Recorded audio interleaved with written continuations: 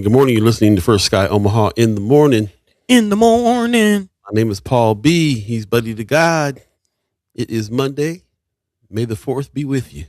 Going down. Hey, 2026 is fired up. let's start the show. First Sky Omaha in the morning. Money.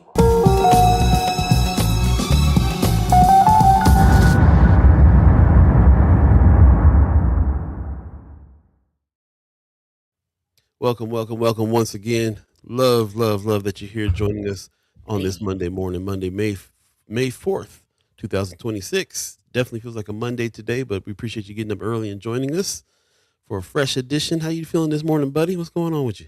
I'm all right. A little on the tired side, just a little bit, but not too bad. Not too bad. Definitely looking forward to today, getting the week started.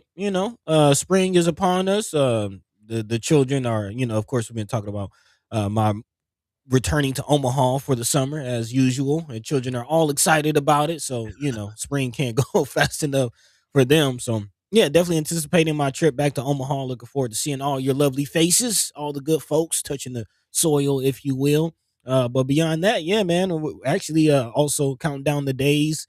Being honest, the season is drawing close to an end, man. That's also what that means. So yeah, just staying on top of following the money and things like that. Definitely excited for today's conversation. Senator Cypher returning today. So yeah. Good day. How you doing, man? How you feeling? Doing pretty good. I'm doing all right. I'm still a little bit tad bit under the weather. It's dragging on a little bit, but definitely am up and rolling again. Just having to work through it. But yeah, man, hanging in there. Just hanging in there and ready to get this week started. It's going to be a heavy week. Yeah, lots going on this week. Of course, we're starting with Senator Cypher, as Buddy just mentioned. We'll be checking in with Senator Mckinney and Senator Spivey a little later on in the show. So get your questions ready for them. And just anticipating everything that's going on this week. Got a week full of guests, and then of course we're starting our content creators camp this Saturday, the 9th, coming up. So trying to get prepared for that all week long and get ready to get that fired up. I'm not sure where we are with participants this time around. But if you ever want to be a part of this, then just hit us up anytime at firstskyOmaha@gmail.com. Either you get in this class or the next one that we got coming up as well. I've been actually talking to a few folks over the weekend about being interested in doing some collaboration with some of this content creator camp work. So stay tuned for some of that news. We'll get into it. But yeah, this is the week to get set up for Saturday, and just trying to coordinate and do all that. So lots going on, but as usual, there's always a lot going on. We try to set some intention on Monday, temper what it is that we're going to be doing with our working lives, and try to find some balance in living alive with one another, but also keeping up with what's going on. So there you go. I spent my Sunday not listening to any news about Trump, and it helps. Take a day off. Man, it would be nice. Got to do it on purpose. I see Pops in the chat saying good Monday morning and mad love from Las Vegas. Appreciate you, Pop. Everything is Sean right. Moreno says good morning. Thank you. Also, RG gives us a morning, y'all. Hey, what's happening? Okay. Sean McCarthy says morning, First Sky team and Chimers. Hope everyone had a good weekend. Same. Yes. You too. Also, Mark Manners in the chat giving us a good morning. Good morning, brother. Appreciate you. Also, RG said BZ needs to reach out to the Moss Lady and re-up. Hey, yeah, get right. Heard that. Yeah. Moss Lady stocks over at the Asian store where I go shop a lot. So I'll have to grab a couple of jars of that from over there too. Also, Marlon Harrison says, good morning, First Sky family, and may the 4th be with you today. All right. Yes. That's right. Anybody did the OPA, did they have that event yet? The orchestra for Star Wars? I think that was over the weekend. So yeah, let us know if you went to any events this week. That's also what we do on Monday too. Let us know how your weekend went. If you went to any events, anything that happened. There was a few things that went down, some cleanups in some of the neighborhoods over the weekends, which I thought was really interesting. Especially this one here where Lavanya Goodwin posted this on her page with a group of folks out there. I see my brother Teddy out there from Stable Gray. Some folks out there doing some cleanup, and this was around the Fairfax area. So 42nd and Bedford. They actually teamed up with that store that we had in the news last week, TNA. What was it? What did that store used to be called? Oh, the Bedford Market? Yeah, it was it was some other letters. I can't remember what it was. You said it last time we were Oh, talking about that. J&J's? J&J's, yeah, yeah. Now it's TNA, but they teamed up with that store to do some cleanup around that area. So I thought that was interesting. We had reported that there was some more hoops they had to jump through because they were trying to clean up some of the violence around there. And Councilwoman Lavanya Goodwin was part of spearheading that. So it was good to see her out there putting her money where her mouth is with that and teaming up with them to do something about cleaning up the area and actually putting skin in the game when it comes to some of the Man, concerns they had about the crime around the area there. So yeah, interesting stuff that went down over the weekend. Let us know again what you did over the weekend. Doesn't have to be anything community based. Could have been something fun. Did you go see Michael this weekend? What did you get? man. No, Still that's hearing good. people rave about that. I did want to give a shout out to RG. I'm seeing you survived the hike also over the weekend. Saw the saw the Urban Survival Club out there getting down, touching the Yeah, soil a little bit.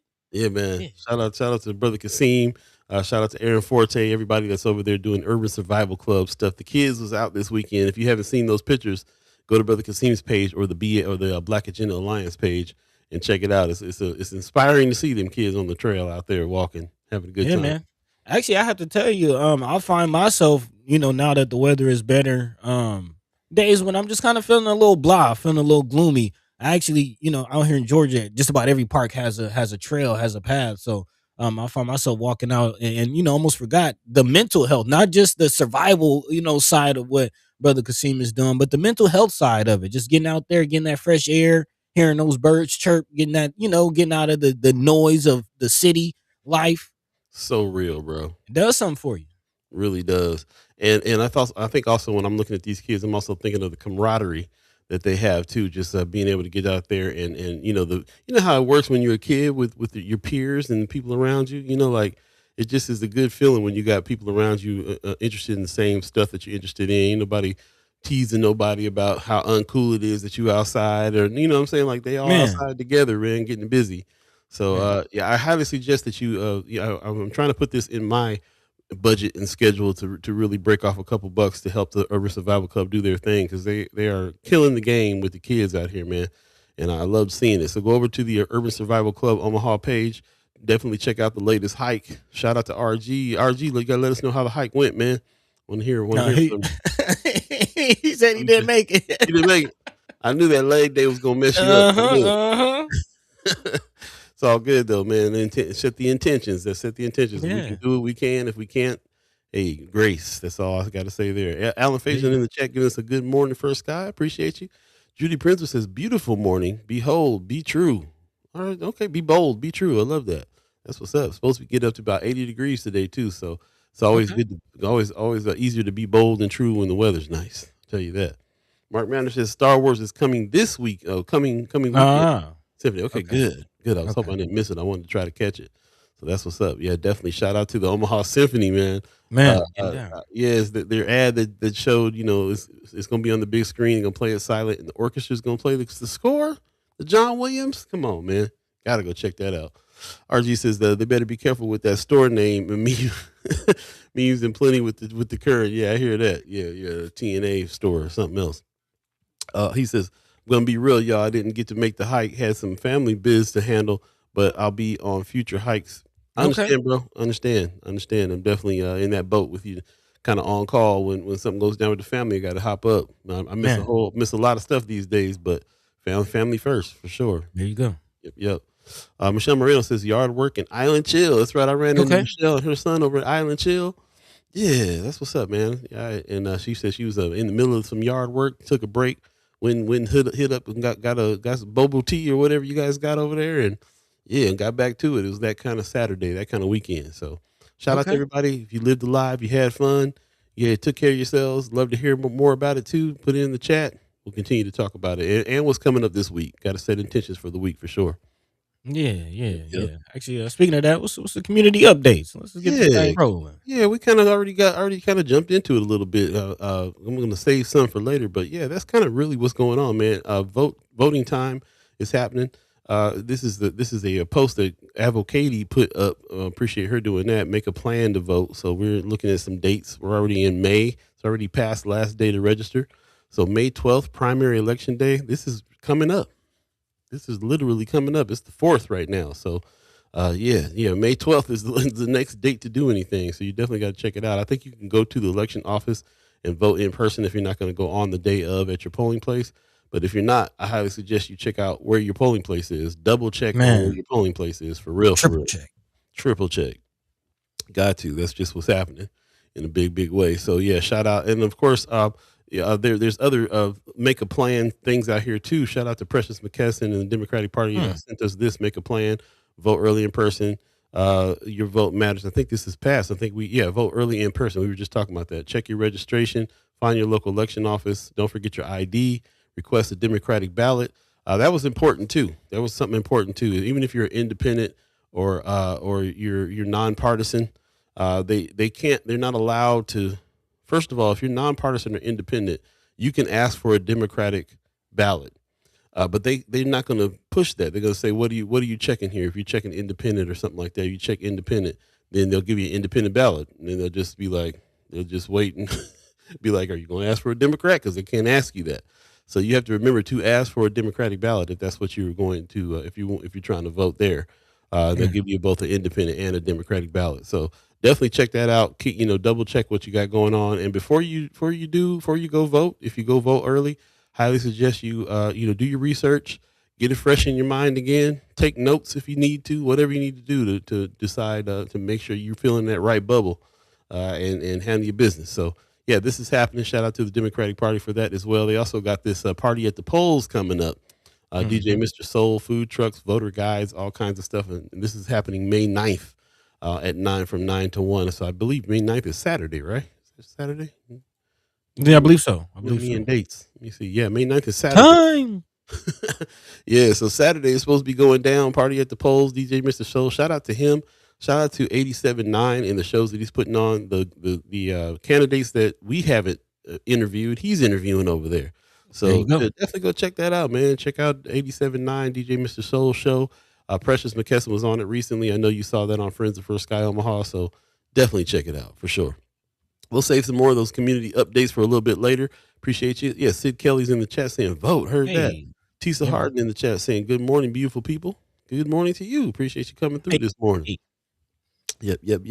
Vote. That's right. It is the season for this for sure. So we'll be talking about that and a few more things. As a matter of fact, let's jump into today's thread, see what's going on in the world, buddy. What's happening? I mean, we're still reeling, still unpacking, still trying to understand what this Supreme Court decision means. So definitely, vote, at least while you can. We'll actually be talking about how that changes the game, not only for this upcoming midterm election, but also 2028. Let's just call it what it is. So we'll definitely be talking about that. Also, following the money this season, of course, over the weekend, there were a few actually holidays that hit close to home for us. Of course, we're all in the working class, if you will. Friday was May Day. Again, there were actual protests across the country celebrating May Day. If you don't know about May Day, again, it's a holiday honoring, recognizing, uplifting the working class, if you will. Mm-hmm. And there's actually been some proposals on the national level from Congress impacting that and proposed increase on minimum wage that I would definitely like to talk about today. But again, it's not just celebrating all workers over the weekend. There was also yesterday a specific industry that was being celebrated too, talking about journalists. Again, it was, I believe, World Freedom Press. Yep. Press Freedom Day, World Press Freedom Day, again, around the world, which we've been talking about News Gang, as Paul mentioned earlier. We do have our content creators camp coming up this weekend, trying to train and just really make citizens aware that they can be journalists, that is their right, that they can, tell their own stories about what's going on in their own communities. But what that really means, again, journalists have lost their lives trying to do that on the highest of levels. That's why we call it News Gang, because telling the truth, a lot of times, as they say, tell the truth and shame the devil. It's a dangerous game. It's a dangerous game. So big shout out to all the truth warriors out there. Definitely going to talk about some of that and why, it's important to be a truth warrior, especially in this time when it's hard to believe what you see and, what you hear. AI becoming more and more rampant. I actually finally got tricked by an AI video. As up till now, I've been pretty good. Like, no, that's AI. No, that's AI. No, that's AI. They even told a few family members, like, no, you're watching an AI video, and then they realize it. But they got me yesterday. They got me Mm, on the video yesterday. So, mm. hey, keep your eyes open, man. Keep your eyes open. We'll definitely be talking about, again, what's exactly going on out here in regards to the economy. Again, this is Follow the Money. I know y'all heard about what's going down with Spirit, but it's not just Spirit, man. Of course, we've been talking about farmers. Apparently, there's some layoffs in the railroad industry. Mm. What's going on with the economy, y'all? What's going on? And what we going to do about it? So we'll be talking about all that and more throughout the next couple of hours. Of course, as we mentioned, also we do have our senators coming through. So if you have any questions for them, or if you even if you don't, try to think of something that might you might want to ask. And again, when they come on, hopefully you can have your questions answered. And in the meantime, between time, if there's anything that we're not touching on, anything we missed the mark, of course, there's a lot going on. So yeah, feel free to drop that into the chat. Let your mind be free. Let your voice be heard. But in the meantime, between time, we right on schedule. Paul B. Yo, What's the word? What's the word? Man, we about a minute past, but we're gonna get to it. It's a little bit after the break time. We're gonna jump into one. 7:16 right now. If you believe in the concept of time, and I gotta say, this conversation that we're having here, to me, I really feel like what we got to do is get to, like, what are we doing? It's time to look at what we're doing according to all these things as well. So I feel like we had some really good meetings last week, Buddy and I, on figuring out the direction, and I can't wait to present that and to dive into it and find out what we're going to do about everything that's happening and hear from you as well. So get your questions ready, your comments ready. Do us a favor, share the show on Facebook if you would. You just share right there on your page, and if you're on YouTube, then share the link. Let's get as many people in the conversation as we can and get it rolling. We appreciate everybody joining us this morning. Stay tuned. First Guy Omaha in the morning. In the morning. My name is Paul B. He's Buddy the God. We'll be right back, y'all. Wake up. Yeah. Wake up. Wake up, wake up, wake up, wake up, wake up, wake up, wake up, wake up, wake up, wake up, wake up. Wake up. Wake up, wake up, wake up, wake up, wake up, wake up, wake up, wake up, wake up, wake up, wake up. Wake up. You better wake up from this dream. Life is not what it seems. This culture's not your reality. You better unplug or be a casualty. Cause the life that we losing, the drugging and boozing is keeping us off from our greatness. We gotta spread the love and stop hating. Then rearrange these front pages. From murder and death to building our wealth. We moving in stealth. Milking the game till there's nothing left. And teaching my people to love themselves. I'm crashing on competition. That's an interference with the mission. Man, we tired of listening, so we standing up. Unification amongst us. Wake up, wake up, wake up, wake up, wake up, wake up, wake up, wake up, wake up, wake up, wake up. Wake up. Wake up, wake up, wake up, wake up, wake up, wake up, wake up, wake up, wake up, wake up, wake up. Welcome back, welcome back, welcome back, welcome back. First Guy Omaha in the morning. In the morning. Paul B. That's me. Buddy the God. That's him. Going down. Shout out to all the chat chimers, ghost listeners, and monitoring spirits that's joining us today. We will be talking about a lot of things, and sometimes we find out sometimes people don't like some of the stuff we talk about. Sometimes people like what we're talking about. We don't care. We're going to talk about it. We're going to talk about it. We're going to talk about it. RG says, man, look, I don't want to see any MAGA folks partaking in Cinco de Mayo tomorrow if I decide to slide down south for a plate or two. Critical move if you want to come down and enjoy some Cinco. I will say Mula had one of the biggest turns out. Again, that Mula Cinco de Mayo party they have every year. Mm-hmm. Shout out to Kethro. Shout out to DJ Angie Spence, everybody who DJ'd over there. Full of folks out there, full of folks. But hey, man, everybody's trying to have a good time and eat a taco or two. Man, Do what you need to do. But I heard that, man. I don't want to see no Confederate flags or nothing down on Cinco de Mayo. Get it together, y'all. Christy Norgis is a good morning. Good morning. Good morning. Let us know how the race is going for you. Also, Michelle Moreno says, hey, Christy. Sean McCarthy says, Microsoft and Meta Facebook announced layoffs. I think Meta shed 10% of its workforce. Woo. Yes, I did hear about that. And replacing it with AI. Just said it straight up. Like, we're going this direction. So let's jump into that. Before we do it, we want to give a shout out to Willie Williams, our Southwest correspondent. Says, blessings from New Mexico. Good to see you. Good to see you. I don't know. Have you met Melissa Wright out there yet? Since she moved to New Mexico? Yeah.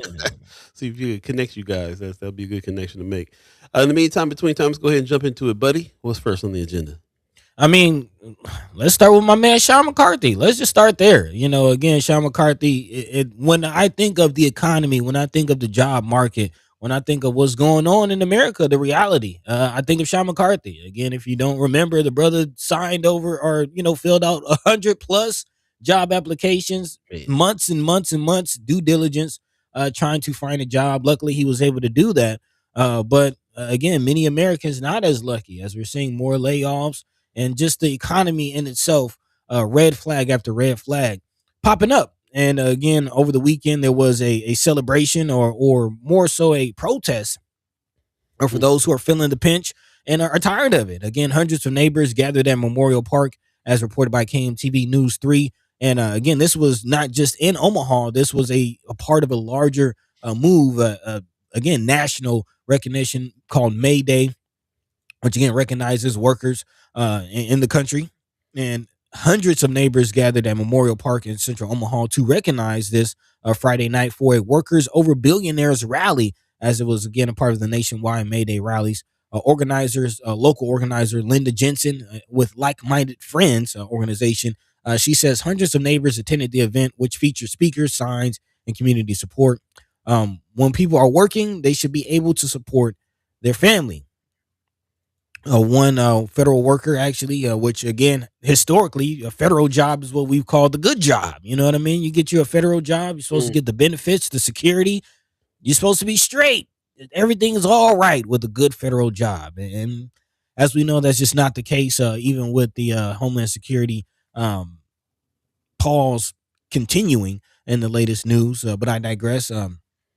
Rourke Hotep, who's the national vice president of the American Federation of Government Employees, spoke to the crowd at the event, saying, "We've had a rough last year. A lot of us have been terminated from our jobs. A lot of our jobs have been eliminated." Again, very, very rough situation for workers across the nation, but also recognizing how the situation is looking for journalists. Actually, shout out to Sean McCarthy giving us some information before I get into that journalist story, saying specifically 180 applications, actually closer to 200, 20 interviews, nearly 6 months of unemployment, and that is very much the average. One person I know applied for 100+ jobs and has only had 2 interviews. I've been hearing that AI, they've been running applications through AI. AI has been making those kinds of decisions, so things have been changing. For that kind of thing. Yeah, I ain't even think about that. If you can imagine, you're a business, and you have and it's a major thing to hire. It's not as simple as just like you meet somebody. Okay, you're hired. You got to set up stuff. You got to have the money ready. You got to have you tapping into people that can potentially sue you if you're doing something wrong as an employer. It's a tough job. So they have put a lot of the weight on AI to sift through people's applications, and that's what I'm hearing from a lot of folks. And that's why there's a shift in how many applications they can accept. People are putting jobs out there that ain't jobs yet because they can just kind of sift through stuff use AI to sift through stuff. And AI making a lot of them decisions. There's a whole lot of people whose applications are in the trash because of AI before it even gets to human eyes. I mean, it wasn't that a mark of idiocracy though? You seen the movie? Wasn't that a mark? You go to the hospital and they got the AI nurses, and now you getting misdiagnosed. Yeah, I mean, it's par for the course. It's par for the course. Actually, that reminds me, just in this moment, there was a study of AI in war games, and they realized that AI 90% of the time went for the nuclear option. Like it doesn't, you know what I mean? And AI is smart enough that if AI is doing the hiring, then AI might make room for AI. Won't replace itself. You know what I mean? Like artificial intelligence has reached that level of intelligence to actually do that. Straight up. Kind of mind-boggling.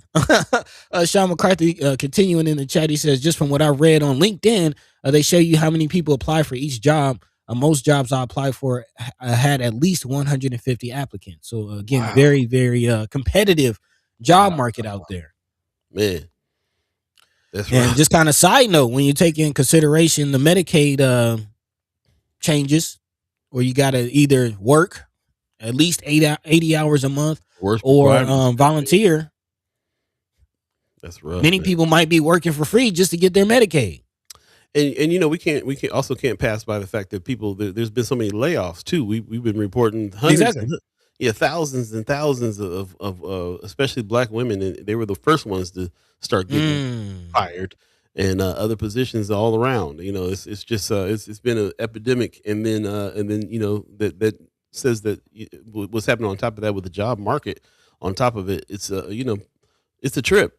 Also, just another side note to this too. I just heard a report this morning about the fact that even people who were making some money are a little bit now below the living wage line. Their wages are not covering what it used to cover, because we also got to throw in there talking about how everything has been raised. All prices have been raised. Gas, food, rent, everywhere has been raised.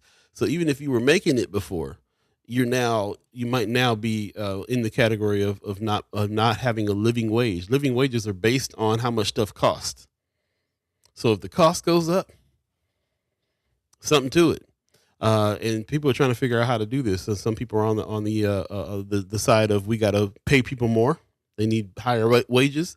Some people are like, we need to battle these prices. Prices are because the tariffs and everything else that's been going on.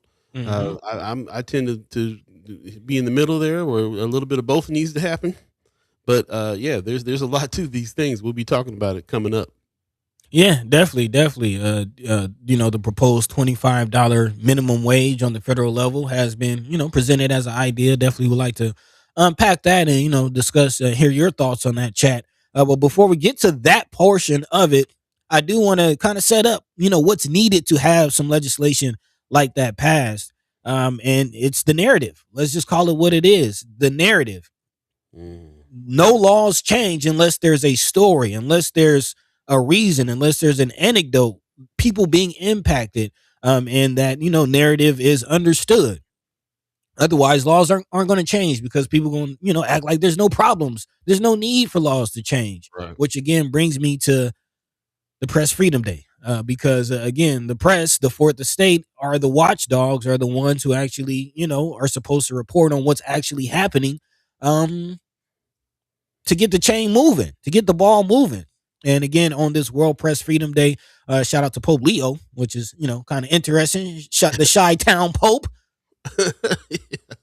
Right. Recognizing, what it means, the reality of being a journalist, especially in today's world. Rest in peace to the likes of Jamal Khashoggi. You know what I mean? Shout out to OGs like Amy Goodman, who've been locked up, who, on a national tour right now for the Still This Story documentary talking about democracy now. Which, shout out to Film Streams. Go and check that out in theaters now at Film Streams. Still This Story. Shout out to Amy Goodman.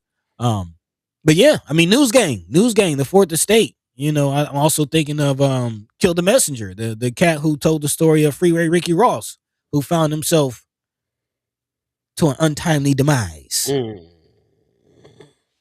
Telling the truth is gangster. You got to tell, but somebody has to do it. Somebody has to do it because of the ilk of Trump.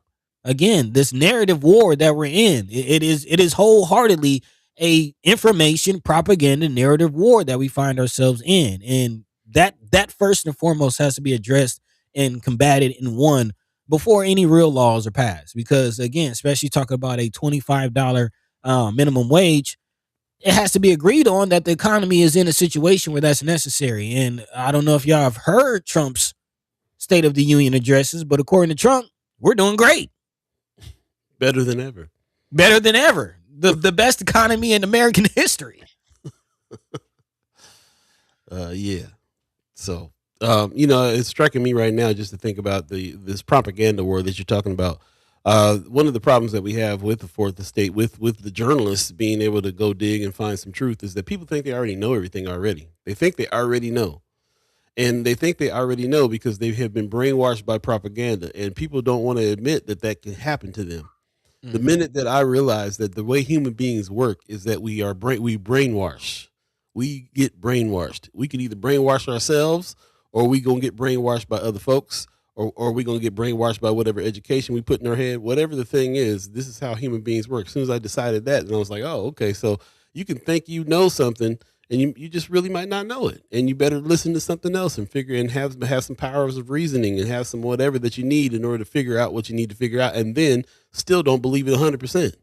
So there's a lot to trying to when I think about what the job of journalists, storytellers, not just people who are reporting the what, where, when, why, and how, but also putting in context. When I'm thinking about how it is that we need to allow other people to really kind of think for yourselves, put some things in front of people to think for yourselves, get to some reasoning. We have to encourage reasoning with the news telling and all of this, so that we can kind of figure out what's going on, and then still go figure it out. Don't just listen to me. Man, You got to go figure it out, and it's a tough job for each of us individually to do. And one of the biggest problems is that nobody wants to admit that they are succumbed to propaganda, and it's hitting you every single day.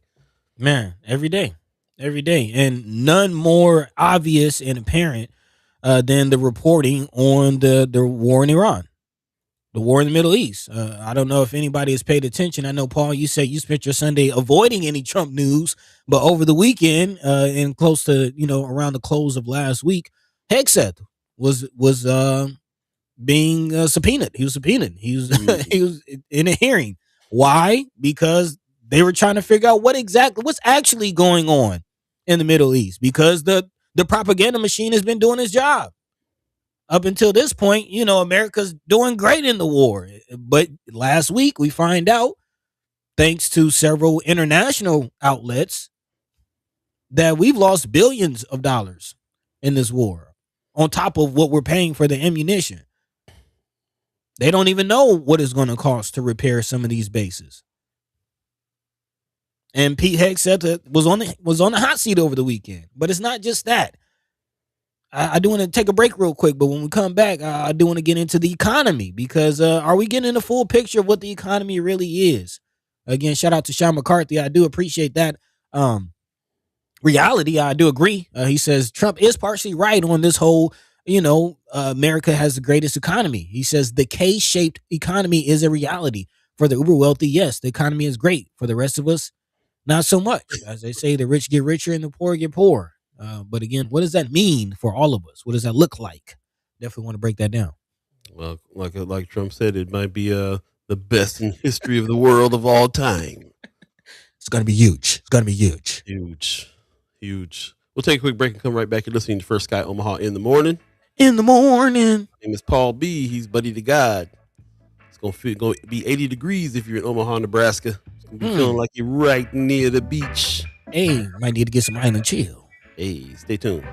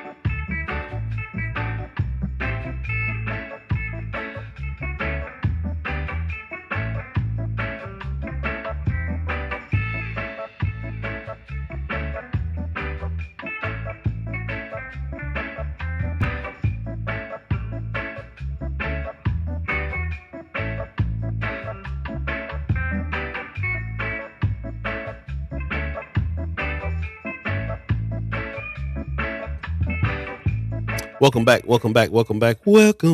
First Sky Omaha in the morning. I'm Paul B. He's Buddy to God. It is Senator Cypher Monday today. We're going to be anticipating speaking to Senator Terrell McKinney, Senator Ashley Spivey coming up soon. So stay tuned for that. Bear with us until they come on in, and we can have a discussion. Get your questions ready. We love that they keep on coming, even though the session's over. And explain a few things that's going down. I'm anxious to talk to them about the election coming up, as a matter of fact. Some of the people, some of the seats that are available, 14 or 24, I can't remember what it was. There's a lot of seats coming up in the legislature, and we need to know what's next and who's there. I believe it was Mayor Sanchez earlier that was asking about Cinco de Mayo. Cinco de Mayo is May 15th, Friday, May 15th to Sunday, May 17th. So it's all weekend long there. And it's going to be on the historic South 24th Street Shout out to all the people involved with putting Cinco de Mayo together. And yeah, I feel you. Don't want to see I won't see no mess out there. No mess. People trying to send folks back to Mexico and all kinds of stuff, and they want to come out and eat some tacos. Yeah, and I'm There you go, hoping Buffalo. we don't see no ICE activity because they still Man, out here, still lurking. man, I wouldn't put it past them. I'm just Put it saying, past them. try to have them out there at the Super Bowl. So I'm just saying. Parade for Cinco de Mayo on the 16th, I believe. Also, Black Dynamite in the chat. Good morning, y'all. What's happening, Bo? I appreciate you coming on in. He said touchscreen medical care is crazy. Yeah, Talking man. about what goes on there. He says, I remember when I first started applying to fire departments, Omaha specific, they would have around a few thousand applications. Now they are lucky to get 1,000. Really? Okay, that's going down. Interesting. Good morning, Heather Williams. Appreciate you coming on in. Marlon Harrison says the fact that AI is going through resumes and applications is insane. Businesses may lose out on good people because they're using an AI system to go through resumes and applications. I believe that. I believe that you definitely got to have a conversation with the person that you're hiring. I can kind of see AI helping sift through some things because I've been in the position before where I had to look at resumes and applications several times before. As a matter of fact, not just my own job, but working in actual jobs where I did it. It's a task. It's a task, and I know that I've come up. You make your own algorithm when it comes to that. Like, oh, this person didn't. Okay, no, they didn't have the education for this. Okay, they don't have the experience for this. Let me just toss that on out the way so I can get to the ones that I can really have to study. Then you got to really study, and then you got to have several interviews. You got to really get to know the people that you're bringing in, and not just be if they're good for the job, but if they're good for the culture of the company. If they got a history of suing companies because they don't like something. There's a lot that you got to kind of dig through, and I think AI, if you use it right, can help. But I don't think people are using AI right yet. I think they're just throwing stuff to it, like handle it, make it enough. Honestly, I think it might even be beyond that. Like my mom, you know what I'm saying? Shout out to her, was definitely very clear on why she named me Mark because hey, she didn't want to name me a Dre Shanika, and you know what I'm saying? Like she knew, unfortunately, that name on some job applications in some situations will be an automatic disqualifier.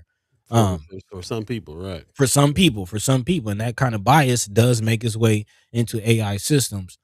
So there's definitely that. But I do want to pivot into this next story. And really kind of break. Go ahead. Just want to shout out to everybody who's in the chat. I see Freedom Marion giving us a good morning. Appreciate you. Okay. Also, Black Dynamite has given us some instruction. Yeah, that track was just low. I had it all the way up. We'll do another track. Mark Manner says there is also Ritmo Latin Music Festival this Saturday at Heartland Festival. Okay. I don't appreciate that, man. He says I have an article, an interview in the Reader this week for Ritmo. Hey, shut up. Hey, that's what's up. I'd love to hear that. Mark Manner writing for the Reader. That's old school. I love it. Also, RG says, buddy, that's real. Same with my government name. Yep. Heather Williams says, that's exactly why my mom asked, name me Heather. You know what I'm saying? It's a thing. And here's the killer. AI is doing nothing but following what has been fed. Exactly. So it does the same kind of discrimination on them names when you send it through AI, for real. But here's the issue. Same thing with this, and we'll get into it more so in the second hour with the Supreme Court decision. It's hard to prove that kind of bias, especially when you're talking about a machine. You know what I mean? Like, that was the big thing with this Supreme Court decision, that you have to prove that there's some smoking gun, some person somewhere who's being intentionally racist. But if AI is doing this, how can you prove something like that? Hey, it's just a machine. I'm not doing it. It's a whole nother thing, man. But it is. It for me, it's the bigger point. It's the bigger point, because why do we have to name our children a certain way with anticipation that they're not going to get a job? Like, why do we have to exist in this type of system? We don't have to. We don't have to do this. Right. We don't have to. We don't have to give these people our labor anymore. Let's figure out something new. Yeah, let's get into it because the system. Go ahead. I was just gonna say hi to Precious. Precious just came in and said good morning. Hey, good morning, Precious. Appreciate you coming in this morning. Please go check out Precious' interview over at 87.9 with DJ Mr. Soul. They're getting down over there with that, man. So just shout out to Precious. I'm glad You still politicking over there, man. I love it. I love it. It's all in the news gang around here. I just appreciate everybody who's chiming up, who's got a Man, voice. That's what's no, up. I'm especially with everything going on. You see, we trying to dig into it, but hey, I'm often looking like, where's Precious' voice in this? Need to hear from Precious with all this madness going on. So yeah, we'll be talking. We'll be talking. But yes. Man, shout out to those in the chat. Kind of, I'm not even. I wasn't expecting this, but a lot of people echoing the same sentiment. Again, Heather Williamson, exactly. That's why my mom named me Heather. Frida Marion saying Trevicia has used Sia, which can sound Mexican, or LaShawn, her middle name. Wow. Yeah. Everybody's been through it. I mean, even, shout out to Senator Terrell McKinney's I think the first bill that he got passed was the hair discrimination bill. Mm-hmm. We can't have our own names. We can't have our own hair. Man. We already know about the code switching. You see a lot of brothers look like us. We got our own business. That's what we're doing right now. And my name is Paul Allen, so I can get a job when it comes to my name is Mark McGaw. You might not know who I am until I show up. Right. Yeah. That's what it is, man. That's what it is. But you're right. Like it people wonder why we weren't walking around mad half the time. Well, we living in a world like that where you can't even use your own name.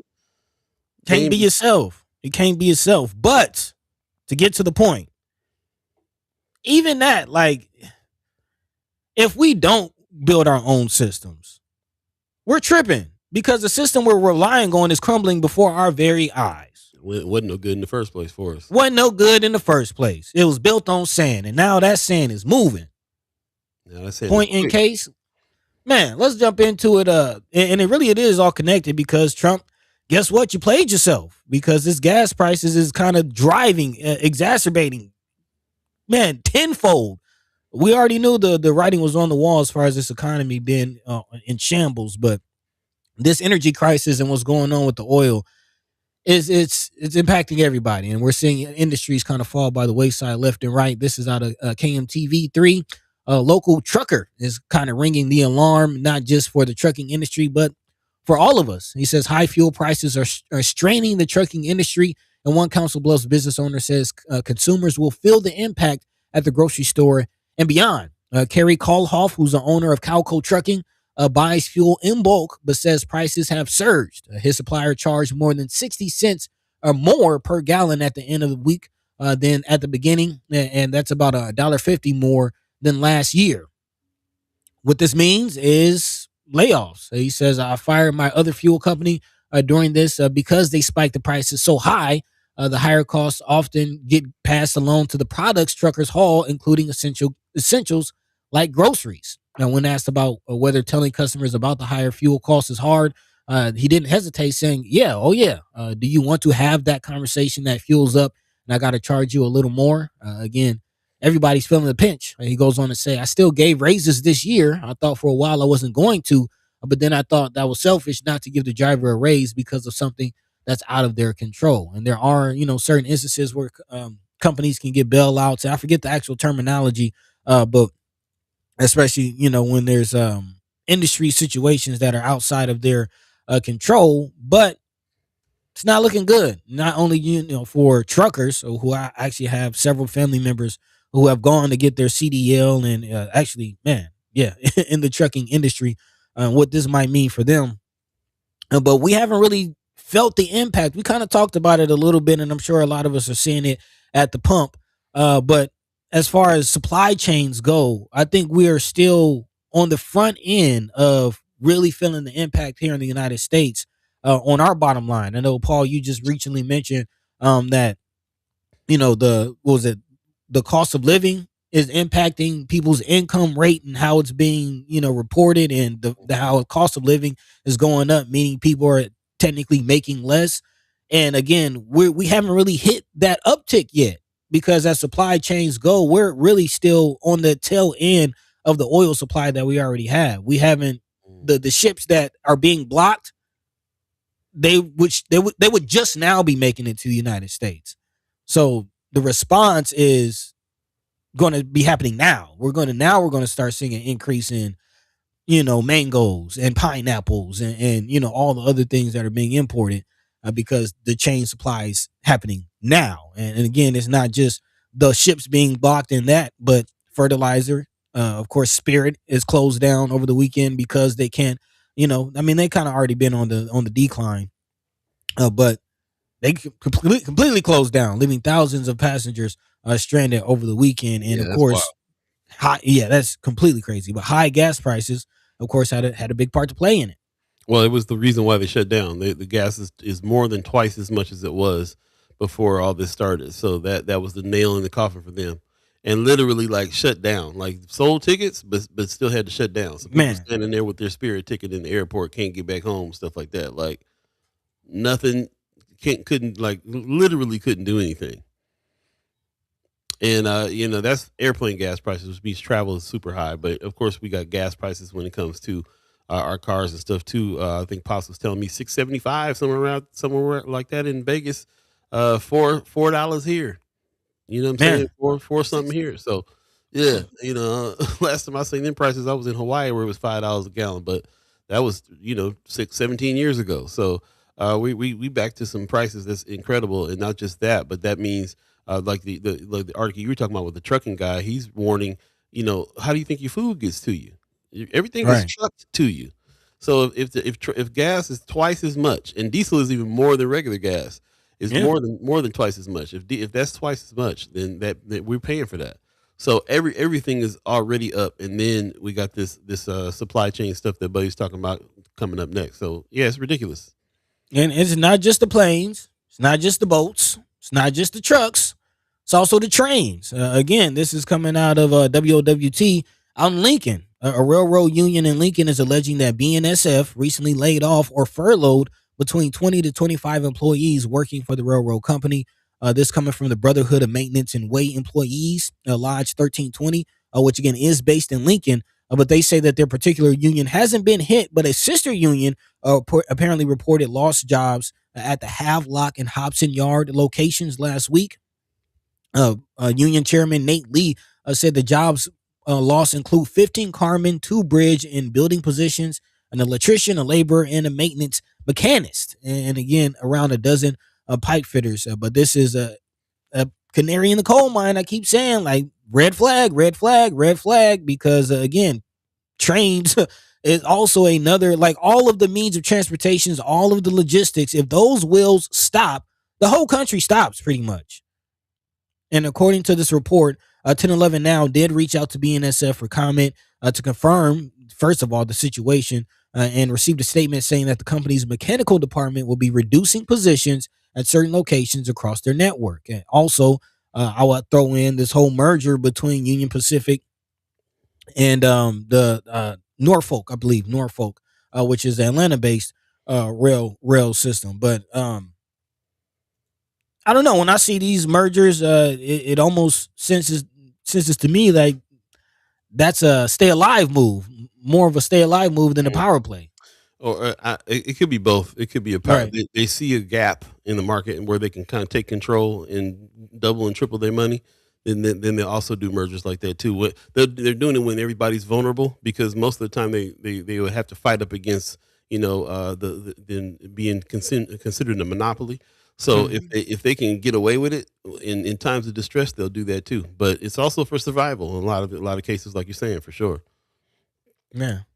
And kind of on that, what's going on with the layoffs and the merger.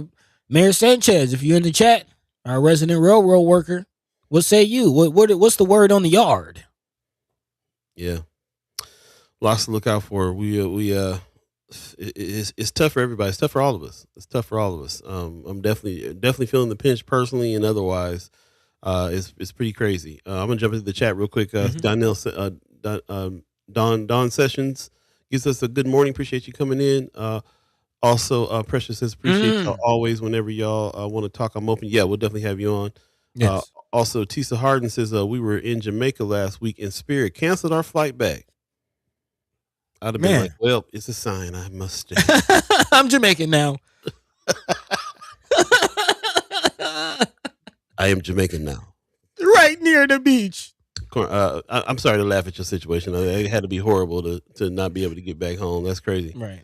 RG says, got a homegirl down in Texas that was supposed to catch a Spirit flight to Chicago over the weekend, and canceled. Craziness, man. So what you have to do? I'm kind of curious. You have to book another flight, you catch an Uber. What happened? Yeah, a couple. I heard on the news a couple airlines were stepping up. Like, we'll give you discounted rates. You still got to. I did hear that. You got to pay for it still. Tony Johnson history shows average worker does not benefit just board members and stockholders. For real. She Right. said, "Yeah, man." I said, "It man, right near the beach." Also, Marlon Harrison, you cracking me up. He said the funny thing about names is that I met white people named Serenity, Darius, Tanya, and Rodney. Oh yeah. I was thinking about Rachel Dolezal. Rachel Dolezal, the white woman who claiming she's black, changed her name to Nadia. Wait, what was it? It was Nachi Amory Diallo. Some. She changed her name from Rachel Dolezal to something, so she really can't get a job now. Yeah. You guys just. It just cracks me up. Tisa Hart says, book through another flight. Man. Yeah, that's how you got to get home these days. We were talking about, me and my family were talking about driving cross country and looking at the gas prices like, yeah, we better take a flight. And then we looked at the flight prices like, yeah, we better stay home. It's the same. I'm actually planning a Father's Day trip, for the summer. Me and my pop's going to try to do something. And yeah, it was fly, drive. What are we going to do? We settled on driving, but I mean, we keeping our eyes on gas prices as well. It's rough out here. You get you a canoe and go on down to Mississippi. Man. Float on. Take a quick break and come right back. You're listening to First Guy Omaha in the morning. Oh, be buddy to God. Hey. That's us. Hey, before we get there, just want to remind you guys, Party at the Polls coming up on Saturday is going down May 9th. Shout out to DJ Mr. Soul. There's going to be some food trucks, voter guides, all kinds of stuff. You can go vote early. And they're reminding you, go vote early at the Douglas County Election Office. Grab a democracy plant to take home. Very different from the plant Pete Ricketts put into the U.S. Senate race. Got jokes. Ooh, shots. Yeah, also, shout out to Arrows 402 before we go off answering the question. He says, yes, we have layoffs, managers, and jobs cut. My seniority is high enough. I should be okay, but we'll see. Definitely praying for you, brother. Yeah, man. We'll take a quick break and come right back. Don't forget, we're anticipating Senators Cypher today. We're going to be speaking to Senator Ashley Spivey, Senator Terrell McKinney. Get your questions ready. Stay tuned. We'll be right back.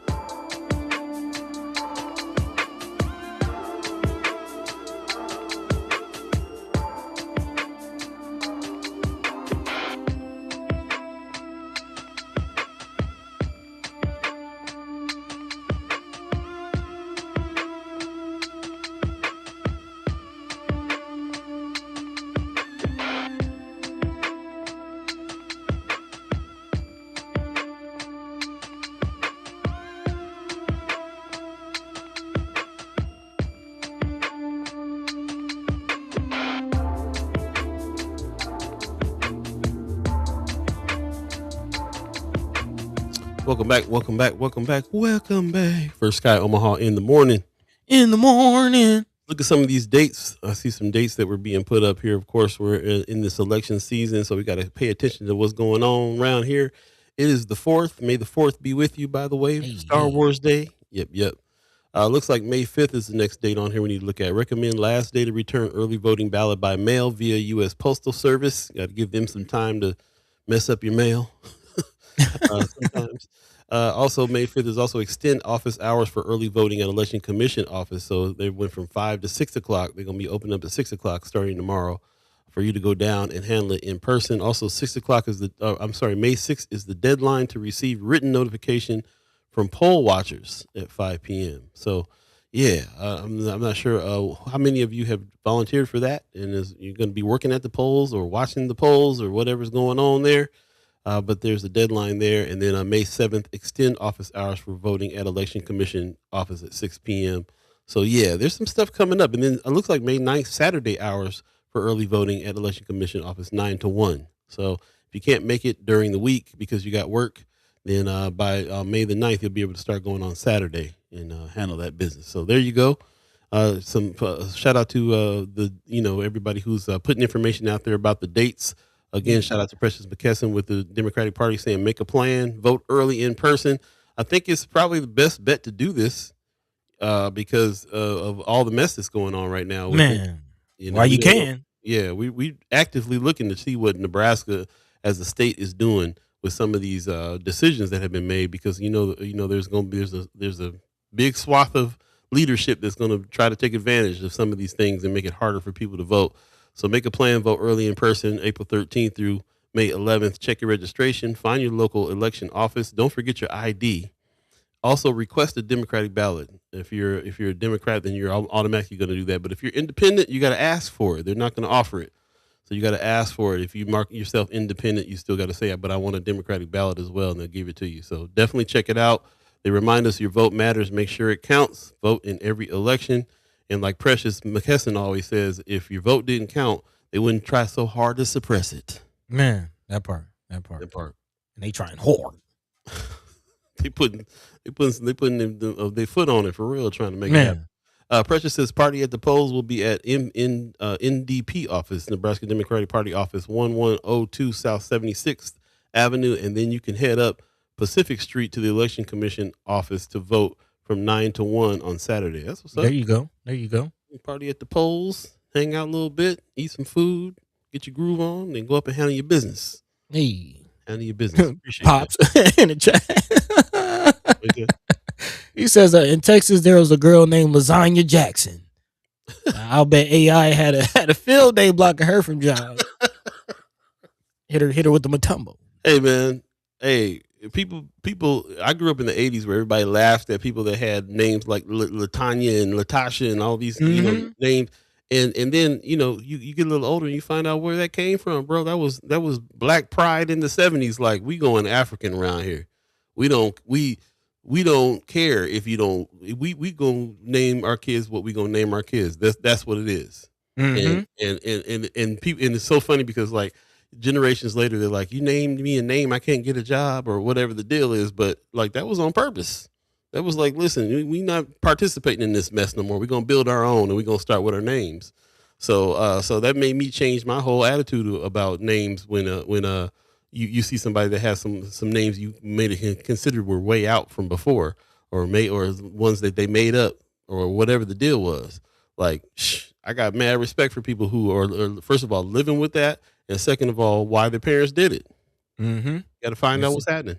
Here's Precious. He says this is exactly why I named my daughter Taylor. I mean, it's a reality. It's reality, and I'm sure it is that exact reality. Like people born in the '70s that had parents that did that.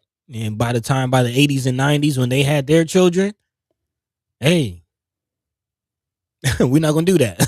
I had a little trouble getting jobs because of my name. But hey, the pendulum swings because we got to figure it out. That's just reality. Big time.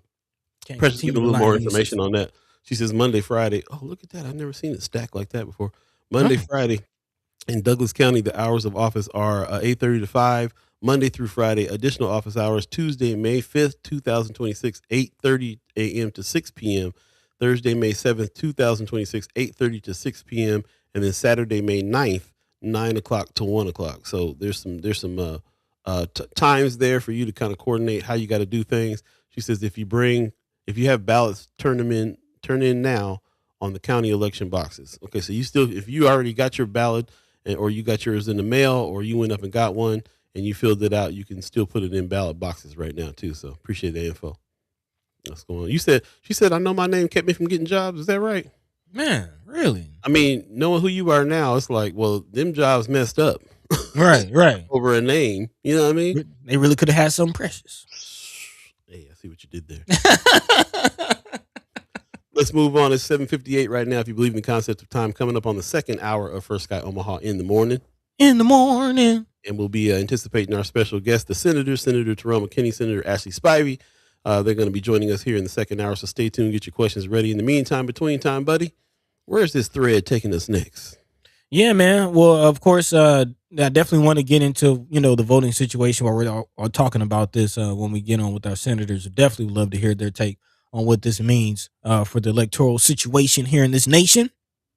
But before that, I do want to get into a solution that's being proposed for this. This is something that we kind of already knew about as far as the need for it. But as I opened the show, if you missed it, we are in a narrative war where, as the president, likes to throw the term fake news out. He's even gone as far as suing news outlets for basically contradicting the lies that he tell. But here we are. Some people stuck in the middle, not knowing who to believe in this narrative war.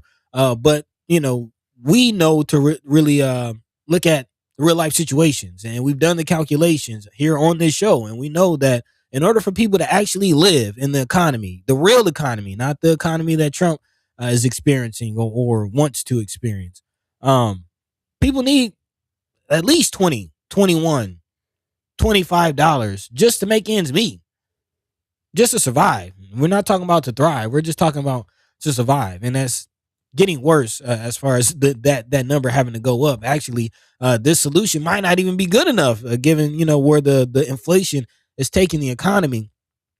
But as reported by Great News through WOWT, a team of 4 Congress members has introduced what's called the Living Wage for All Act, proposing a federal minimum wage of $25 an hour. The act was announced on April 28th, days before countrywide May Day mobilizations were scheduled. So again, this is ahead of this past weekend's festivities. But again, under the proposed law, large employers, defined as companies with 500 or more employees and an annual gross revenue of $1 billion, would be required to increase wages by 2031, while smaller businesses would have until 2038 to do that. Tip workers would also see an increase. Currently, the minimum cash wage payment for tip workers is $2.13 an hour. Under the proposed law, that would raise to about $6 an hour. Youth workers would also have an $6 an hour minimum pay, and employees with disabilities would also start with the $5 an hour minimum wage. Federal minimum wage right now is $7.25 an hour and was last raised in 2009, so just about 20 years ago. So yeah, given inflation and all the things going on, definitely not keeping on par or on pace with the economy. But what say you? $25 an hour. There's a couple of angles that I'm looking at this from, but Paul, here we are in the second hour, getting a little looser. What you think? What you think?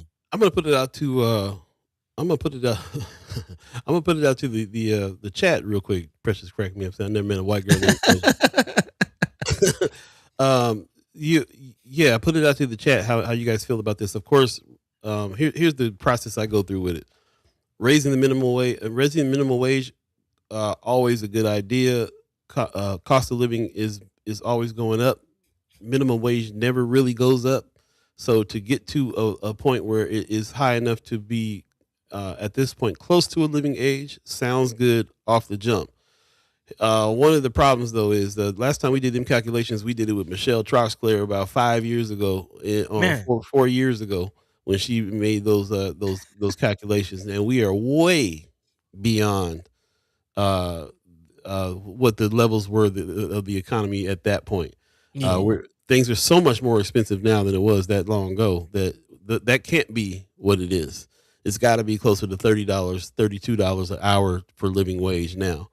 And so here's so the process I go through is, number one, I think, yes, higher, better, of course. Then I say, but how high you got to go to get up over this inflation, to get up over these prices. Some also got to be done with these prices. They got to go back down to what they're supposed to go back down to too. I feel like there's a lot of people out here that's making a whole bunch of money off this chaos, and the supply chain is fine. They just raising prices up because everybody raising prices up. So they're trying to get their money too. There's some stuff here that's out of control and real crazy. So then I go into that split mode of like, we need to be making more money, but we also need to be lowering the prices of stuff. I don't know how that's going to happen with what's going on in this current administration. So I'm leaning more towards let's make more money right now. Personally, I lean towards that. I get up every day going, I got to make more money today.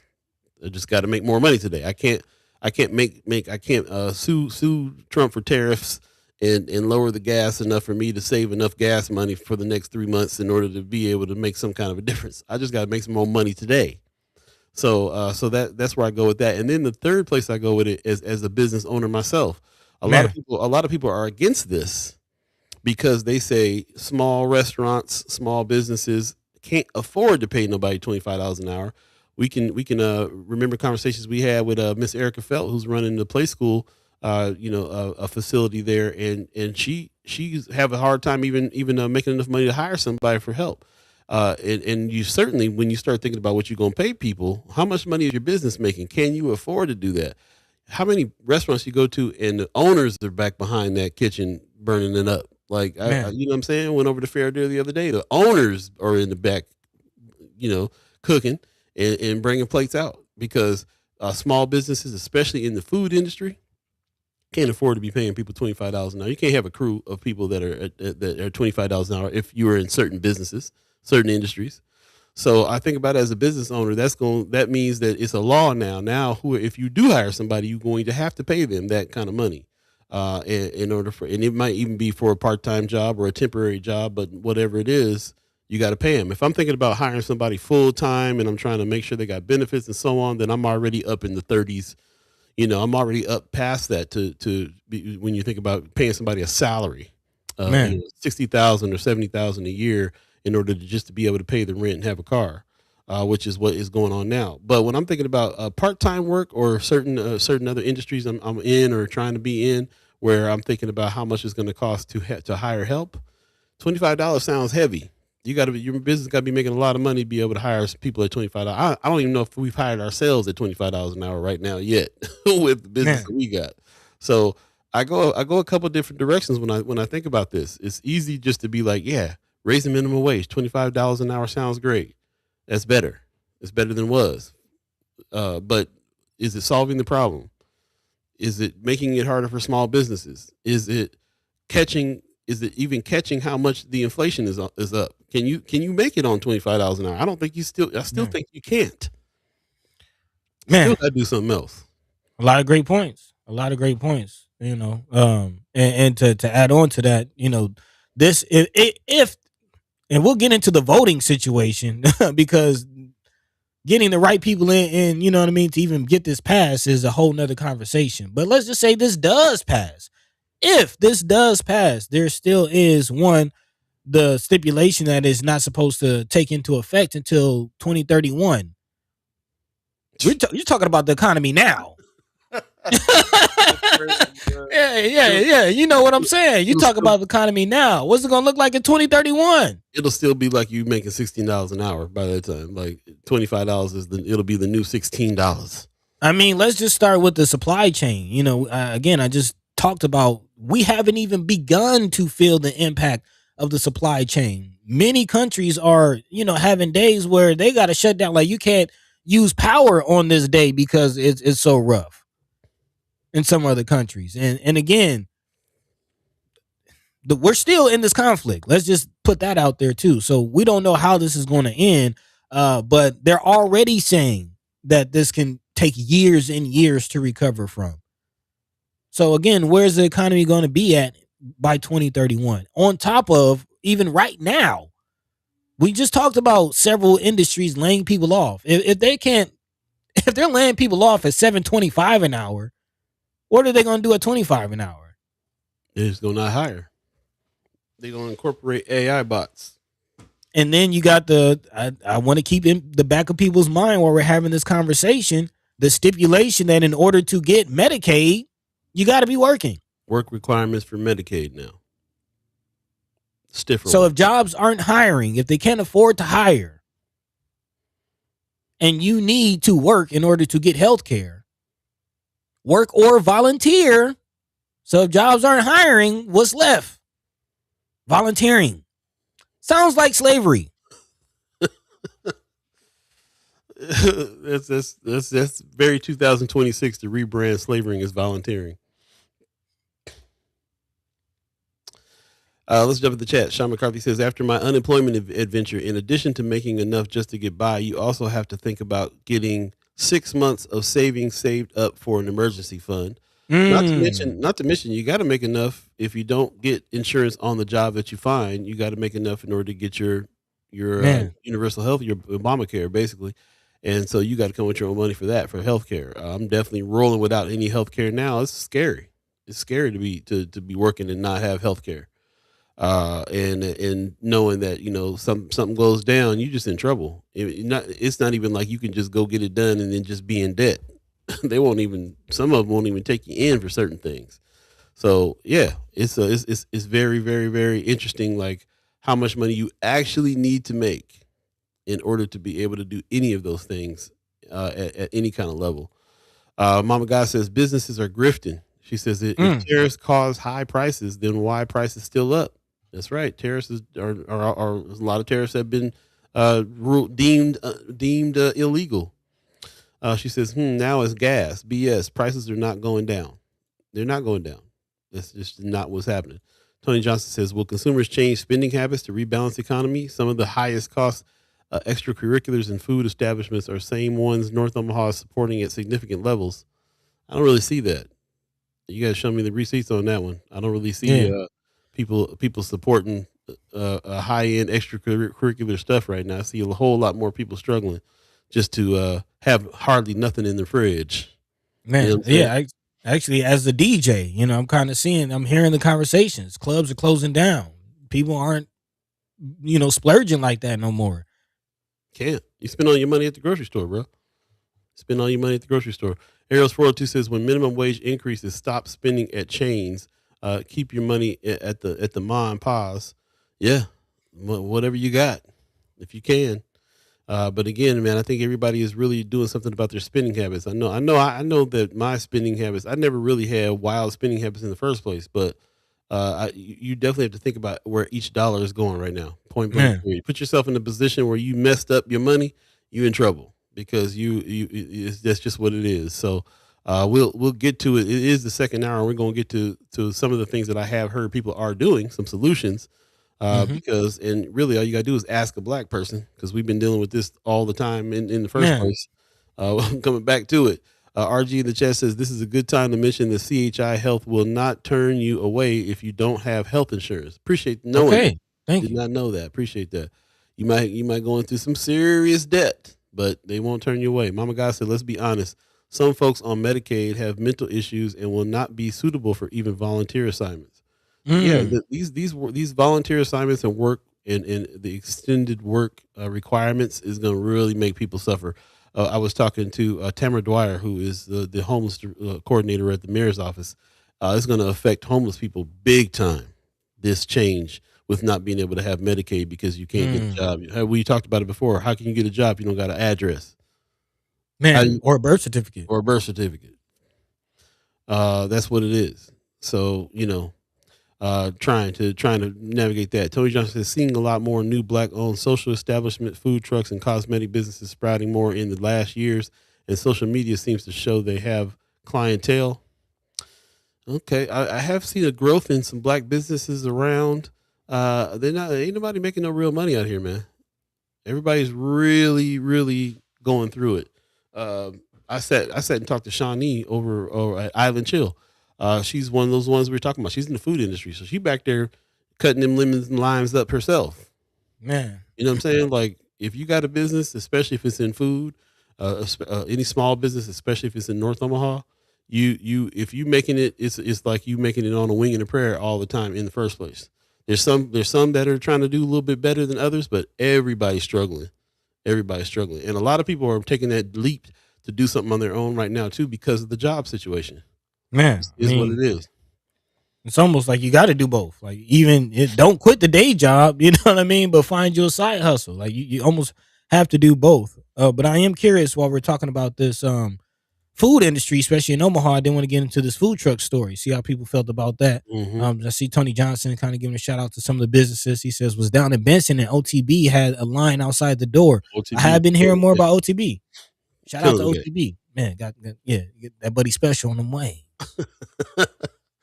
OTB is killing the game. Food is back and forth, man. It's like everybody got to eat. So if you in the restaurant business, you're winning because everybody you never have a shortage of people needing to eat. But I went to Jim's Rib Haven the other day too, man. The place is $30. So again, like people feeling the pinch. People feeling the pinch. But again, this latest news surrounding specifically food trucks, I didn't want to dive into this and just wonder, while we're talking about economies, businesses, people feeling the pinch, is this going to hurt or is this going to help?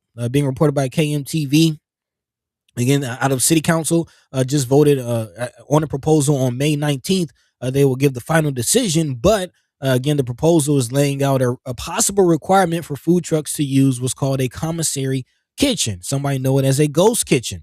The Douglas County Health Department already does include the commissary kitchen requirement in its guidelines, but the city of Omaha proper in its code does not. The proposal would make it official and enforceable. Preston Vaughn, who's owner of the Nocturnal Eats food truck, thinks the change could help prevent unsafe food practices, saying, with all these new laws going into effect, I think it's a lot easier for people to trust food trucks and food truck owners and know that, hey, we do our best to be clean. But again, I've seen some chatter on social media, some people thinking this is not a good idea, might hurt some of the businesses impacted by this. But again, this coming from the Douglas County Health Department, who it's already a requirement. They include the commissary kitchen requirement in its guidelines. At the Block Culinarium in Northwest Omaha, owner and chef Dan Benigno runs Chef Around the Block, offering catering and cooking classes. He opened the multi-purpose space to give other chefs, including food truck owners, access to a professional-grade kitchen. Currently, though, there are only 2 food truck vendors that use the space, and I'm sure there are many, many other food trucks in the Omaha area. He also says using a commissary kitchen has its benefits outside of just the cleanliness and organization, just the camaraderie of other chefs. Also, storage space on your truck should be fairly limited. Cleaning is possible, not as efficient or effective as it should be on your truck either. So, again, there are some benefits out there, but we definitely love to hear from the people. What do you think about this? Yeah, you guys, we put this in Friends for Sky Omaha, and a lot of people chimed up. Yeah. I was just speaking about Shawnee Hernandez. She made some comments there too. With her truck, she cooks things inside the truck. She can prepare things there. She already got a kitchen inside the truck already. So why would you, if you have those facilities there, why would you need to have to go and pay for, commissary kitchen? The ghost kitchen ain't free.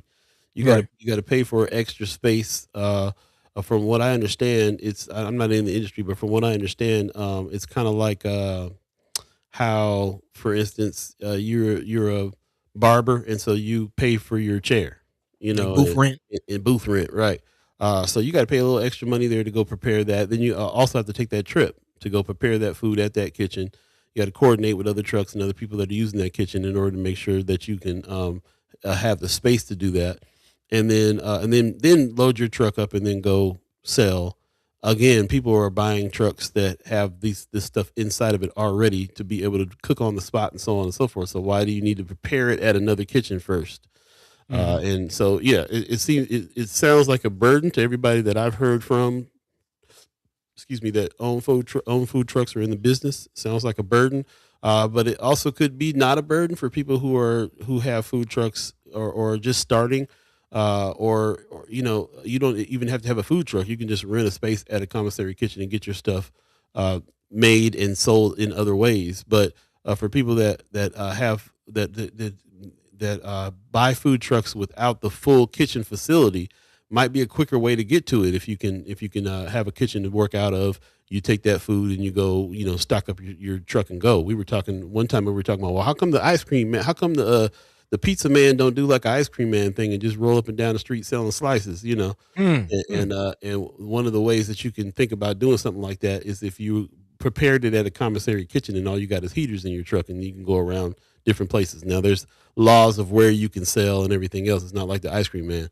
But the point is that there might be some other options there. It's always a good idea sometimes to prepare certain things at a kitchen in the first place. So, it just really depends on your situation, but to make it a requirement, I think they might get a little pushback from the food truck industry there to make it a requirement because everybody doesn't need it. Yeah, actually, to Ariel's 402 point, he says, doesn't make sense to me. Most food trucks are kiosks to their own restaurants, which I think Jim's Haven is also a food truck in connection to Jim's Rib Haven. I didn't know that, is it? Yeah, I believe so. Also, was a Taste of New Orleans. They have a food truck as well. Yeah, they have a restaurant. They have a kitchen that they serve out of a restaurant, but then they can take that truck and go to different spots and set up. But before they had that space, that truck was set up for a full kitchen inside of it. Right. So they still use that when they're out and about too. But they're actually selling their truck. So I think they're just really. They got it. They put it up for sale about 3 weeks ago. So I think they're just gonna hold down in the restaurant at this point and not take the truck out. So, but yeah, most trucks like that, if you're a real deal truck, you got a kitchen inside of it already. Eros 402 says, if I was required to use commissary kitchen, I would want to set up shop to sell in the commissary parking lot. Yeah, I think it's a business opportunity. If you were a person that set up a commissary kitchen, do it on a lot where you can have some trucks that can be connected or something like that. It might be a good business move to make.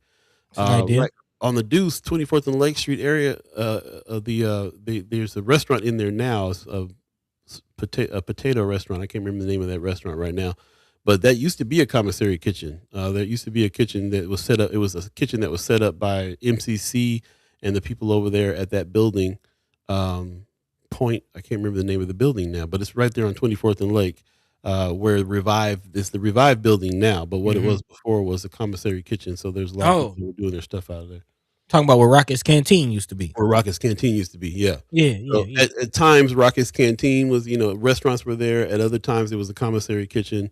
It was built for that use. So there's a lot of space in that kitchen and several spaces where people can do things in that kitchen. But that didn't really take off as much. I wonder why. Well, I mean, that's, like I said, everybody I'm talking to with a truck is like, well, if you're going to get a truck, you're going to be able to cook out of your truck and you might not need it, so yeah, there you go. Family Housing Authority is over there too. Yeah. I never can remember the name of that building. There's so many entities inside of it now. Yeah. But I'm glad you brought up the Deuce, because I am thinking of, we've been talking about this quote unquote food desert designation. And I am thinking of, a commissary kitchen and those, and to be honest, like ghost kitchen and commissary kitchens are a regular occurrence out here in Atlanta. And actually, especially when it's late, certain period of time, you hungry past 11, good luck. Right. Good luck. And a commissary kitchen is kind of my go-to, which allows me to, go get some late night eats, support local, is usually local, small mom and pop type situations. And it's in an area where food isn't always that accessible. So it can do some good, but definitely would love to hear from those who are in the industry, who are, working with trucks as far as a requirement. I think you are onto something with, the stipulation being a requirement. Like, by the way, buddy, you just told on yourself. Now I know why you be getting up in the morning on the show with them bad guts. You be up late at the commissary kitchen. Hey, man. Hey, you get hungry past a certain time, you gonna wake up hungry. Let us know. We'll put it out to the chat, put it out to the ghost listeners. Let us know if you're in the industry, especially if you have a food truck. What does this stipulation mean? Is it a positive thing? Are you already using a commissary kitchen? Are you in the commissary kitchen business? I know there's a lot of folks out there that are doing that as well. But anyway, yeah, this is interesting that we're talking about this, especially in the context of work, jobs, side hustles, and everything else. There's a lot of folks out here. As a matter of fact, Smoking Doja, I really want to talk to him because he's been upgrading his truck and stuff that's going on with him too. And he be sending out them smoke signals all the time. So he's out there in the industry. I know he's grilling right there on his equipment. Well, he would be a good person to talk to find out if they pass this law. What does this mean for him? Where is he gonna have to, sling them wings at? What's he gonna have to do? Yeah, we'll look into it. 8:23 right now. If you believe in the concept of time, appreciate everybody hanging with us. Stay tuned. We still have our special guest coming up. It is Senator Cypher Monday, so we'll be talking to Senator Terrell McKinney and Senator Ashley Spivey. And we appreciate them coming on. Don't forget, we also got monthly meetup with the mayor coming up very shortly as well. And also, we've been showing this graphic right here, the lead poisoning graphic from Douglas County. You can go to www.fightlead.org. or give them a call, 402-444-7825. Get tested. Get tested today, not just your yard, your house, you. There's a lot that you can do here as far as testing, and testing is free. So lead poisoning is 100% preventable. definitely check them out. Hit up Douglas County Health Department.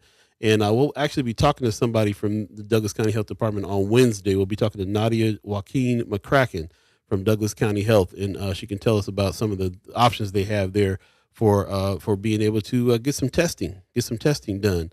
We do live in a situation in North Omaha that's a Superfund. They call it a Superfund site, which means that there was a whole lot of lead smelting places back in the day that's probably got lead all in the ground still, and of course the black community is living on top of it. North Omaha living on top of it, and then we standing on lead ground and breathing in cold air. So that's how we roll over here on north side.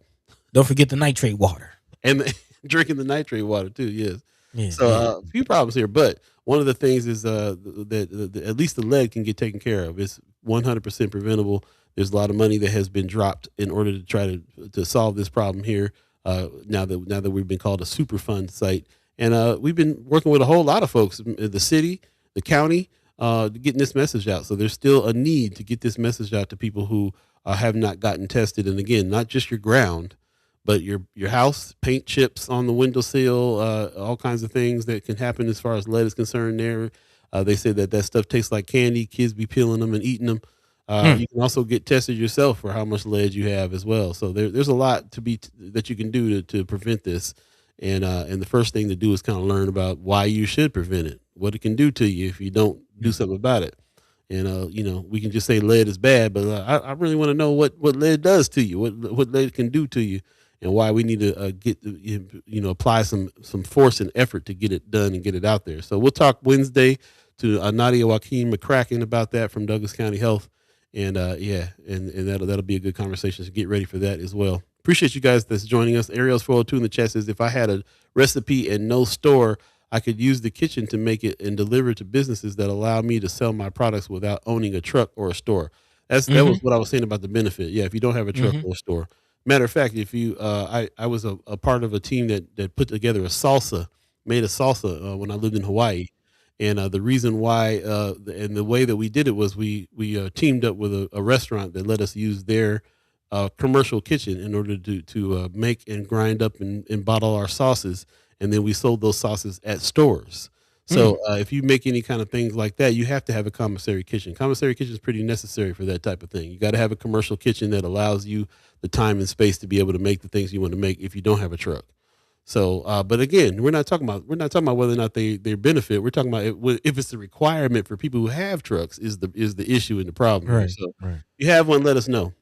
And keep in mind, it is already a requirement in Douglas County. I do want to kind of reiterate that. So it's already a requirement. It's the city of Omaha changing its code to coincide with that, but it's already a requirement in Douglas County. Yep. Let us know. Appreciate you. 8:27. If you believe in the concept of time, buddy, we got our special guest coming up. Did you want anything you want to wrap up before we get to him? No. Actually, I wanted to smell the coffee beans a little bit and kind of set things up for them. Got some things to talk about. Love it. We'll take a quick break. You're listening to First Sky Omaha in the morning. My name is Paul B. He's Buddy to God. We have Senator Cypher coming up right after the break. Stay tuned. The ballot or the bullet explains itself. We have a fight that's common to all of us. We suffer political oppression, economic exploitation, and social degradation. Today it's time to stop singing and start swinging.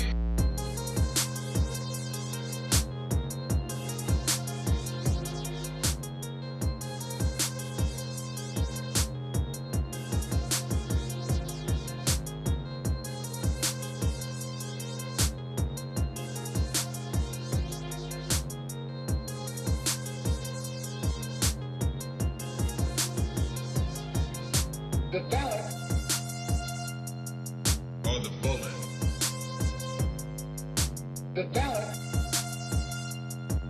or the bullet. The ballot or the bullet. The ballot or the bullet. Welcome back. First Sky Omaha in the morning. in the morning. My name is Paul B. He's Buddy the Guy. We got Senator Terrell McKinney in the. Hey, I lost you guys. Got Senator Terrell McKinney in the chat. I'll find you there in a you go. minute. How you doing, brother? I shuffle the I'm doing cards. good. I'm good. How y'all doing? We hanging in there. man. It's a Monday, so Yeah, sure. for sure. How's your week going? My week was cool. It was all right. I had my town hall. Again, took some wrestling for team photos and was in Kearney all day yesterday, some wrestling. So it was a decent week. Okay. Bad Okay, coach. getting your coach on. I'm glad you mentioned that town hall. I kind of didn't want to open with that. Just kind of see how it went. What was the turnout? What was discussed? What's your takeaway? The town was a decent turn. It was a lot of things going on that day, so it wasn't been more people, but it was a decent turnout. Honestly, we had a good conversation. I just recap, the legislative session, what went on as far as that I was able to get past the line. We discussed what happened with budget. We discussed just doing some other things, and people also had questions about the upcoming election and what's going on and what's true and not true. So it was cool. Man, actually, that's kind of what we've been talking about throughout the day, trying to figure out what's true, what's not true, and staying on top of the things. Well, I guess what were some of the misconceptions or questions that people had about the election? I think the biggest thing people navigate, from whatever side and just trying to get a better understanding of where things are actually at. I think that's what people had questions about. What is this? Where are we at? What's the nature of the legislature today? Also, the impact of districting, because like the day before or some, I think it was the day before, maybe Supreme around the Voting Rights Act that came out. So we discussed that and the impact that could have on a district like mine's, because my district is a minority district, and based on that ruling, you can't, some redistricting around race, but you can around party affiliation, which is crazy. So we had a discussion about that too. Actually, I do want to dive into that. I don't know, Paul, if you have some questions or if you... I do. I was looking at how I read an article about how the Republicans were looking at mid-cycle redistricting back all the way back in August. So they had already kind of had this on their mind, and now I'm nervous now that these laws have passed and the things that just happened the other day with the Supreme Court judgment, what that'll mean for what's going to happen with Nebraska. So yeah, let's jump into it, buddy. If you got a question. Yeah, tee it up, man. Because for me, like the initial thought was, oh, okay, they're obviously setting up for 2028 and trying to get Trump into office and clear that path. But we're already seeing the impact now in the 2026 midterm elections. NPR is reporting that Louisiana, and now on the heels of this decision, they're trying to actually pause the primary. They're trying to pause the primary in order to redistrict in that state, and I'm sure several other states. I think Florida, Georgia might follow suit. Texas. I think Texas had there already. But again, these Republican states following suit. What is the possibility, or what's the conversation, or what are your thoughts, realities in Nebraska? As you said, your own district could fall victim. The reality is, I haven't heard anything as far as, our governor or the other side trying to do something, but I don't put it past them to be behind the scenes trying to figure some things out. So you always got to be cautious and fight because of what happened. The case was based out of or ruled on. So it's interesting. I know our governor has been doing whatever he can to follow whatever the guy in office in DC has been trying to do. So I'm sure they will try to come up with some shenanigans. So I think it's more so just being ready for the fight than just, saying, oh, it ain't gonna happen in Nebraska. Always got to stay because it can happen. So our biggest thing is, we just got to make sure, one, as far as votes, this election got the primary coming up on the 12th, and then we got the general in the fall, and we got to do what we can to get people registered and make sure people are voting. That's the way to stop it, because when you think about redistricting, it to go through the legislature. So if we're currently in a super majority, and we need more votes. We don't just need another vote, more votes, because the more votes, the less harm they could do. The more they have to come to us and work with us. But if we only get 17, yeah, that's cool. We can filibuster, but we can't filibuster everything, because the honest truth is there's people on all sides that be with them all the time. You got more moderate Democrats, not more, but you got a few of them in the legislature, and got some more that I would argue have been acting a little conservative as far as we look at criminal justice reform and those type of things. So I would argue we need more than 17. If we get more than 17, we got to stop redistricting, pass, or lessen the harm. We only got 17. Look what happened when we did redistricting over 22 or 23. They put Saunders County into CD2. We had votes, fair, haven't really pushed back as much as we needed to make sure that they didn't put this that's going to make it hard for whoever makes it out of CD2 to get it. So we got to think about that too. So my thing right now is making sure we turn out votes in all across the state to more than 17 votes in the legislature. Like, I know a lot of talk been about, safe dot and things like that. We got a better shot at doing so if we put more than 17 in Lincoln. 17 doesn't, and it's other things where 17 don't mean nothing, especially for our people. We got a lot of Democrats that support prisons and increasing felonies and things like that. Tell us what's the number of the legislature, because you keep saying 17. So what's the total? So right now on paper we have 15 Democrats and 1 independent, which is Senator Hunt, who be a Democrat, and she votes literally the same way we do on almost everything. So technically it's 16. The Republicans have 33 votes, but there are a few people on their side that have been pushing back, especially against the blue dot stuff. Even prior to this biennium, there were some other ones who said no to Trump. So and it's still some, but then there are a couple of those who there's a lot of people term limited too. So it's going to be interesting. I think that's why we got to make sure the vote is turned out, because 17, in my opinion, ain't enough for the fight. So you're go ahead, buddy.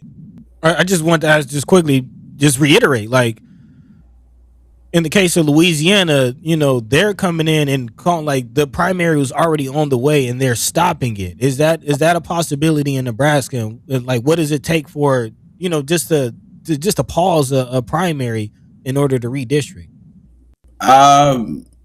Again, shenanigans are shenanigans, but I don't think that's going to be an issue here. I mean, the primary is next week. I would be very surprised if our governor attempted to do something like that. I think it's different in Louisiana, because that's where the case came from, and that's where the district that they want to eliminate originated from. So I think the dynamics are a lot different, because the case was from Louisiana. They don't want that black member in Congress. So it's a lot of other factors.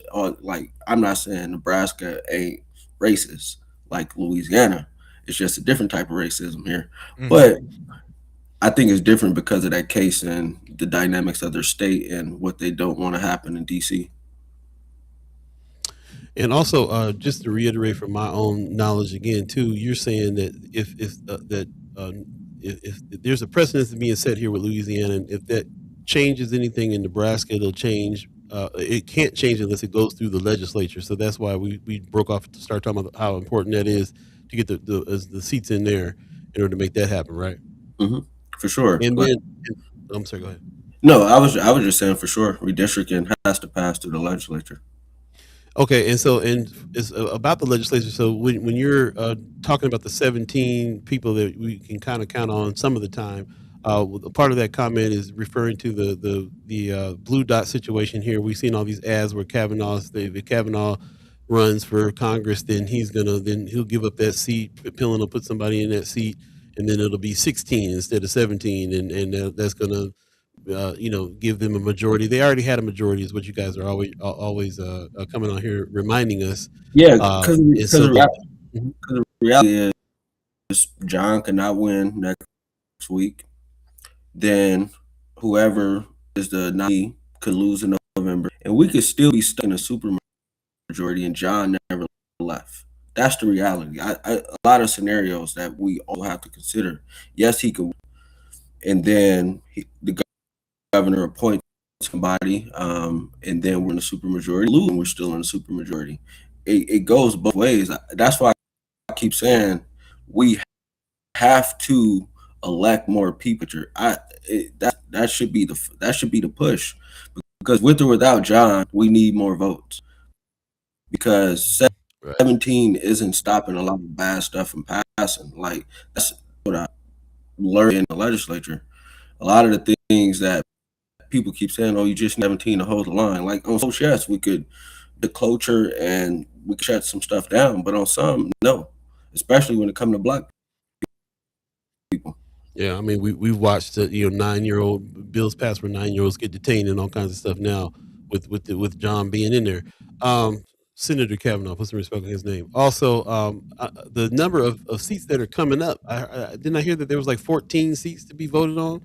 So there's opportunity to Yeah, is it 14? Yeah.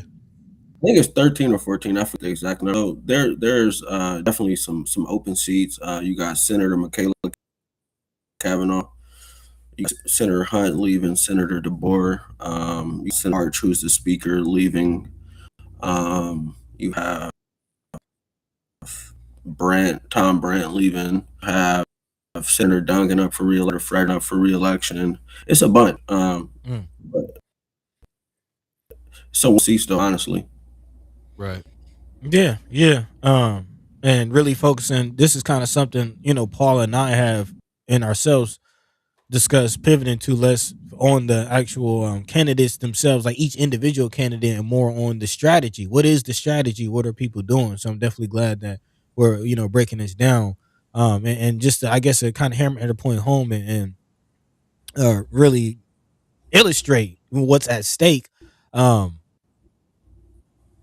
In your opinion, if the supermajority does go through, and however it happens, if Senator Kavanaugh goes on to the next position and Pillen appoints somebody else, or he doesn't, or however the makeup happens, if we don't get enough votes in the seats, the reality of the blue dot, like this whole blue dot conversation, do you think the blue dot will survive the next election cycle? I mean, because our president was calling down a Lincoln. What was it? I'll say I think it could survive. It's been multiple times. I don't think they got the votes on their side currently to this day, because it's more complex than what I think people are talking about. You talk about money and campaign funds that are getting off the map, especially being in like the presidential. A lot of funding for campaigns is going to sell, because grass could be essentially event. So there's a lot of factors. For our congressional delegation, they could use a way to campaign fund things like that. Maybe on the surface they'll say like, yeah, we need to get rid of it, but behind the scenes, a lot of them understand dollars will not be coming in Nebraska if that blue dot leaves.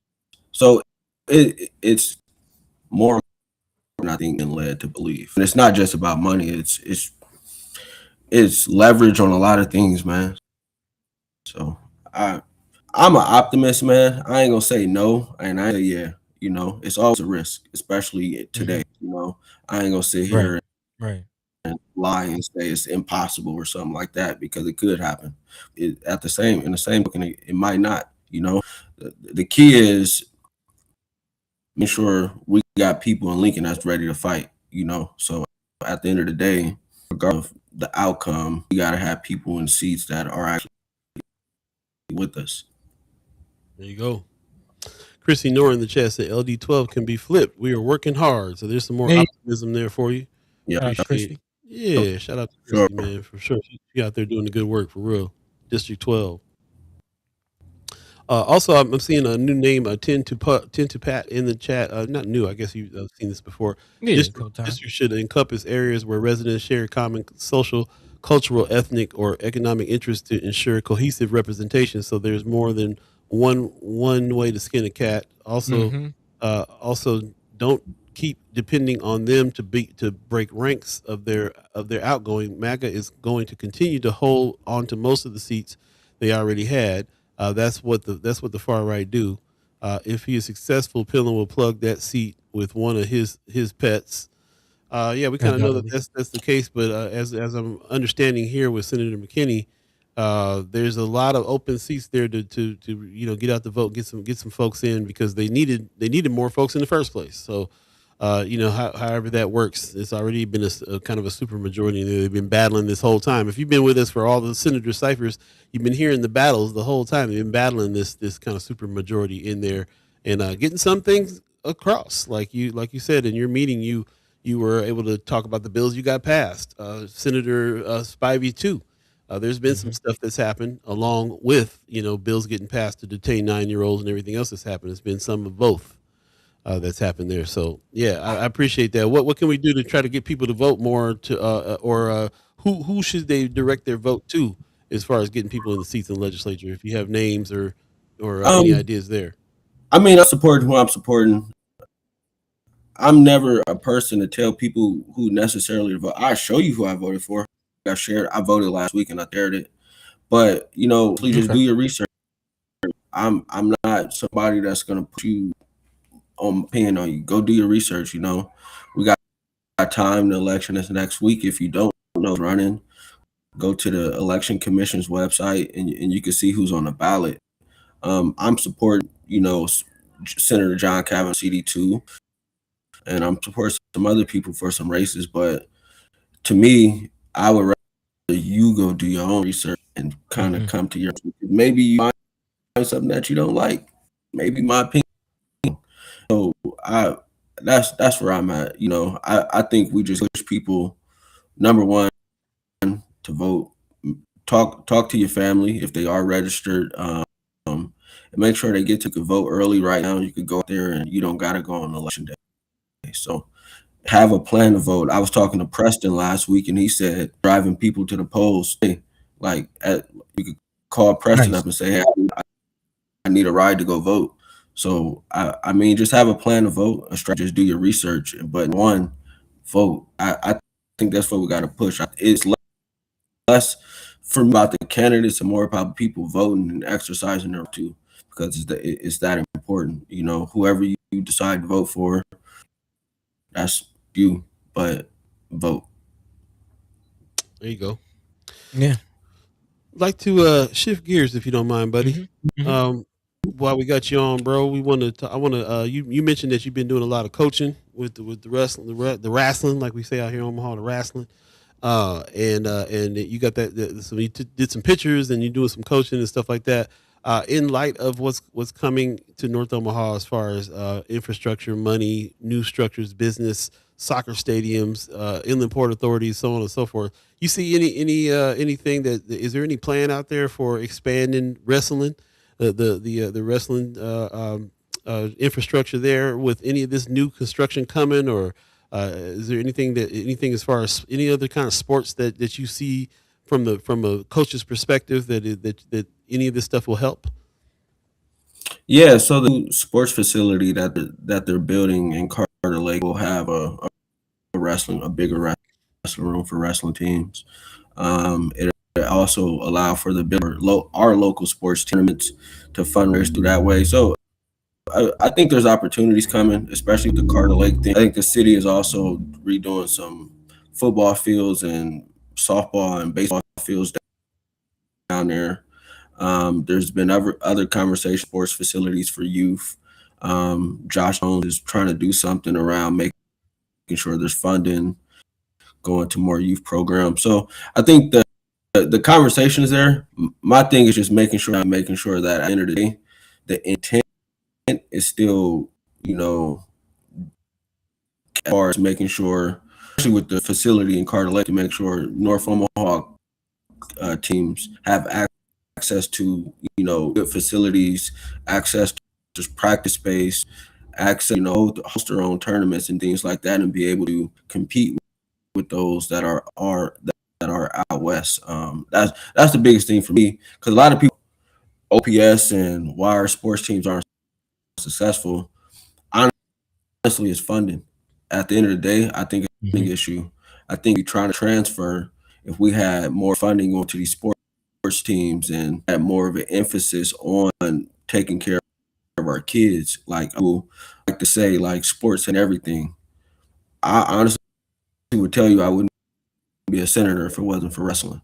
I would have been in the street. And I know a lot of stories like, and I'm not saying sports is the end all be all, but if we could keep some kids off the streets and convince them, keep their grades up and end up going, I think we're going to use every tool we can. And maybe, not a successful athlete, but they built connections and all type of things to where they can school and an academic scholarship. So for me, it's just finding ways to connect to our kids. It's less about the sports. I love wrestling. I want to see, these kids be successful in our city, and the way to leverage that. People may disagree, and I'm not everybody about to go to the league and everybody about to get $1 million contracts or anything like that. But if you could get a scholarship to go to college for free, get education, I think that's great. Maybe you don't go get educated. Maybe you go, it's options. But when I'm looking at, we have conversations about why, like, I hate they post, but for some reason they keep popping up on my feed. The OPOA posted something about juveniles being arrested. We keep them. We got to find ways to keep them out the streets. I thought they had their solution with 530, but I guess not. But that's another conversation. Oh, shots. Real, but I definitely want to. No, I appreciate that comment. But I just want to reiterate, what you're saying as far as the need for sports. And I think the statistics are out there that a large majority of individuals, especially at the collegiate level, who engage in sports activities, even on the intramural level, end up going into higher senior level positions in the corporate world, as far as those being in sports. And actually, early on coming out of college, I heard that one of the big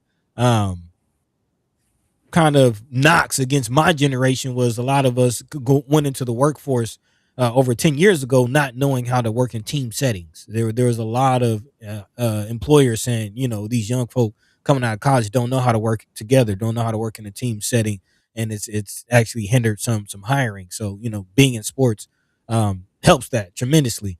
But I'm glad you went this direction, because that is something I also wanted to ask in this last few minutes. We talked a lot about voting, talked a lot about getting people in position, but you yourself, Senator, told us, don't rely on any one politician to get this thing done.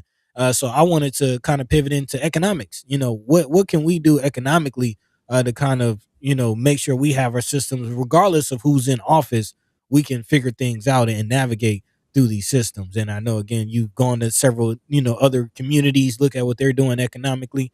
You're smart, brother. What are your thoughts? I mean, I think we've all said it. We have to collaborate more with each other and stop competing against each other, because we aren't our competition. Our competition is those not in our community. I think we got to collaborate and work together and find areas to where, it could work for everybody. That's the one thing when we was going through the economic recovery thing was collaboration. Like, people need to collaborate on some of these projects, because when you look at what happened over South and South Omaha, and they came together and collaborated and ended up with a large pot of money. But I think going forward, economically, for us to be economically independent as a community, we have to put pride to the side. We have to collaborate with each other.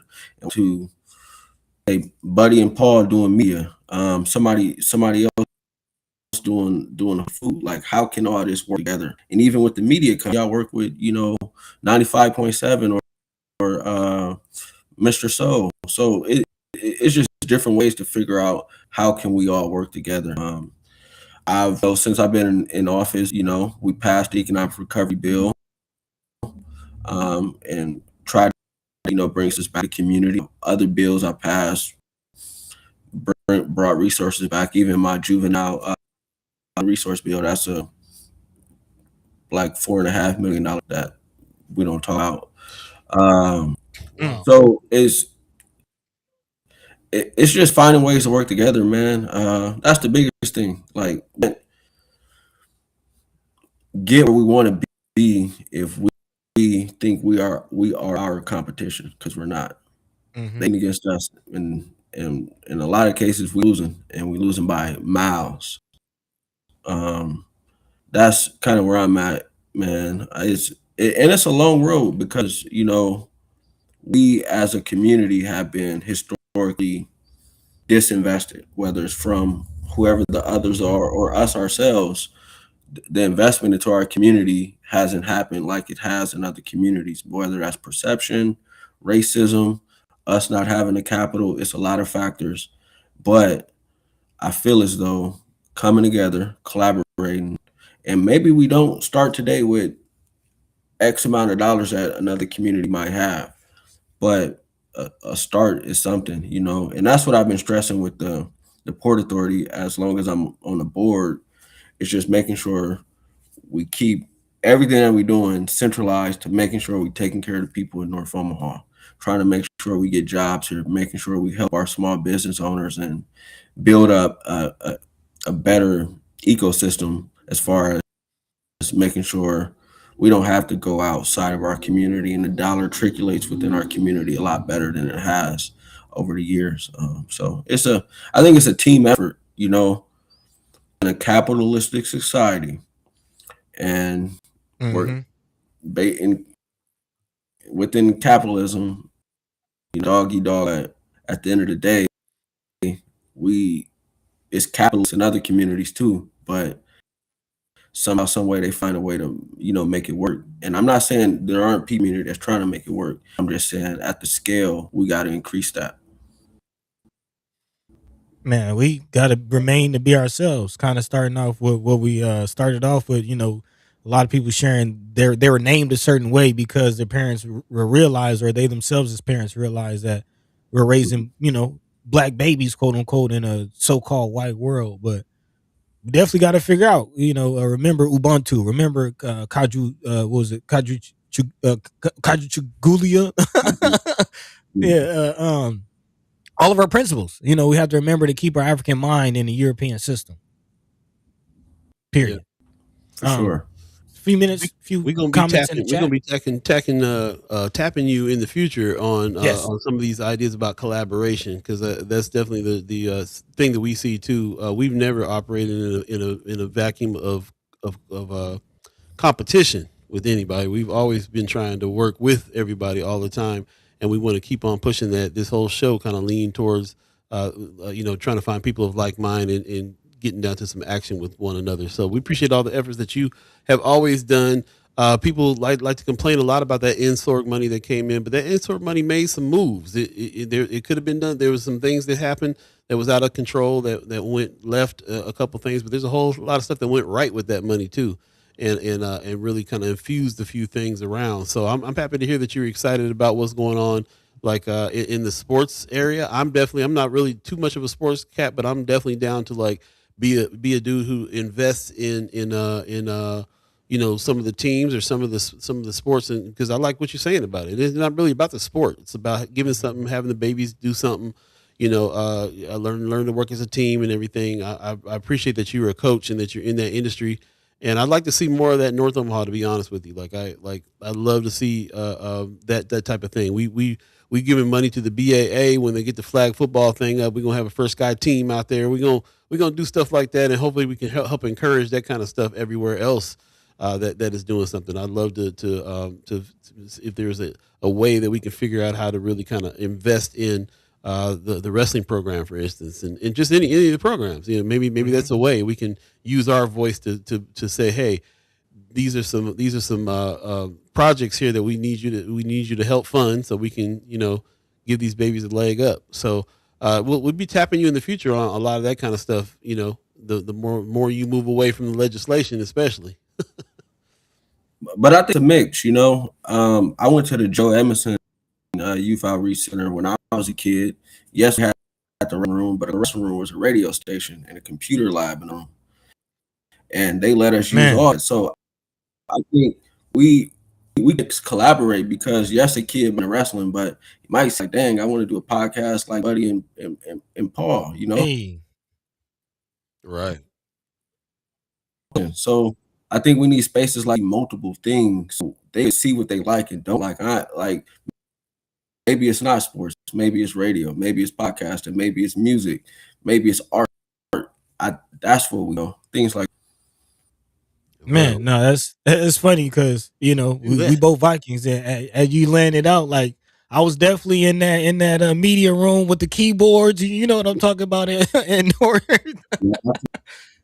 yep. I was definitely in there. Actually, exactly, in the band room. And now where am I? So it definitely starts early, exposing the youth to all of those things. I definitely appreciate that. It's not just the sports. Get down to the library. Check it out, y'all. Check it out. Appreciate you, man. Yeah. Shout out to the Bay, by the way. Them guys in Benson doing just that. Yeah. They got this. If you ain't interested in skateboarding with the Bay, then you can be in there doing some reporting or doing some DJ mixing, or they got a whole bunch of stuff going. We need that. We need some more of that kind of thing happening on our side as well. So, yeah, bro, we'll be tapping you about this for sure. We got to keep. I really feel like those are the solutions. We got to collaborate, and we got to support our own and do what we're doing. And you're a perfect example of that. So appreciate you. Yeah. I didn't want to push back on something you said really quickly, Paul, as far as the NSORG money. You said, you talked about it in the past tense. It did. Yeah. That stuff is still going. We got the Inland Port Authority because of the NSORG money. And the Inland Port Authority, again, there's grants, there's opportunities right now. This the gift that keeps on giving. It's still going. It ain't over. True. Take advantage, y'all. True that. For sure. And there is all right, bro. Appreciate it. Okay. And there is an Inland Port Authority meeting, I think it's Thursday at 9 at campus at the Mule Barn. So if y'all interested in seeing what's going on, come out to the meeting and listen, or if you want to ask questions, ask questions. There you go. Word up. Appreciate it, man. We'll catch up with you soon. All right. Thank you. Good day. You too. Peace. Okay. Only minimal gremlins that time around. All right. Yeah. We was able to do the thing. I love that. I love the direction that we start to go there, because he's got a lot more to offer. He's got a lot of wisdom when it comes to the political lane of political power. But that's not where he started, and that's not where he's gonna finish. He got wisdom in a whole lot of other areas, and I appreciate that. We'll definitely be tapping him on some of these things for real. Appreciate it, man. Appreciate you guys joining us today. It is 9:02 right now. We're already 2 minutes over our agreed upon time to finish, so we're going to go ahead and shut the show down now.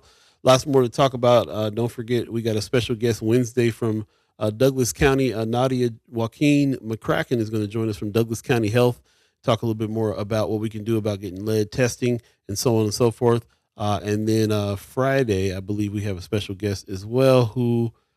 Let me see if I can grab that real quick, because I did not set that up. But Friday, we have special guests. Oh, Vita Jeffrey coming through on Friday. Shout out to Vita Jeffrey. She's over there. If you've been over to the visitor center, she's in that back office working hard all the time. We'll be talking about visitor center and all the things that are happening. Black Votes Matter. Everything that's coming up that she's attached to. Jeffrey's consultation and everything in economic power, the economic power lane. So we'll be talking to her on Friday. It's going to be a great week of shows. Set your intention. Make sure that you tap in with us on Wednesday and Friday from 7 to 9. If you miss any parts of any of these interviews or shows, you can go back and check them out in their entirety on YouTube. Go to First Sky Omaha, the YouTube channel, and then be looking out for our weekly wrap newsletter on Friday as well. So appreciate everybody who joined us today, buddy. You got some words for the people? Yeah, man. Of course, big shout out to Senator Terrell McKinney taking the time out of his morning to come speak with us. Definitely appreciate and enjoyed that conversation. Learned some things, got some questions answered. Sorry for those of you who are in the chat who didn't get your questions answered.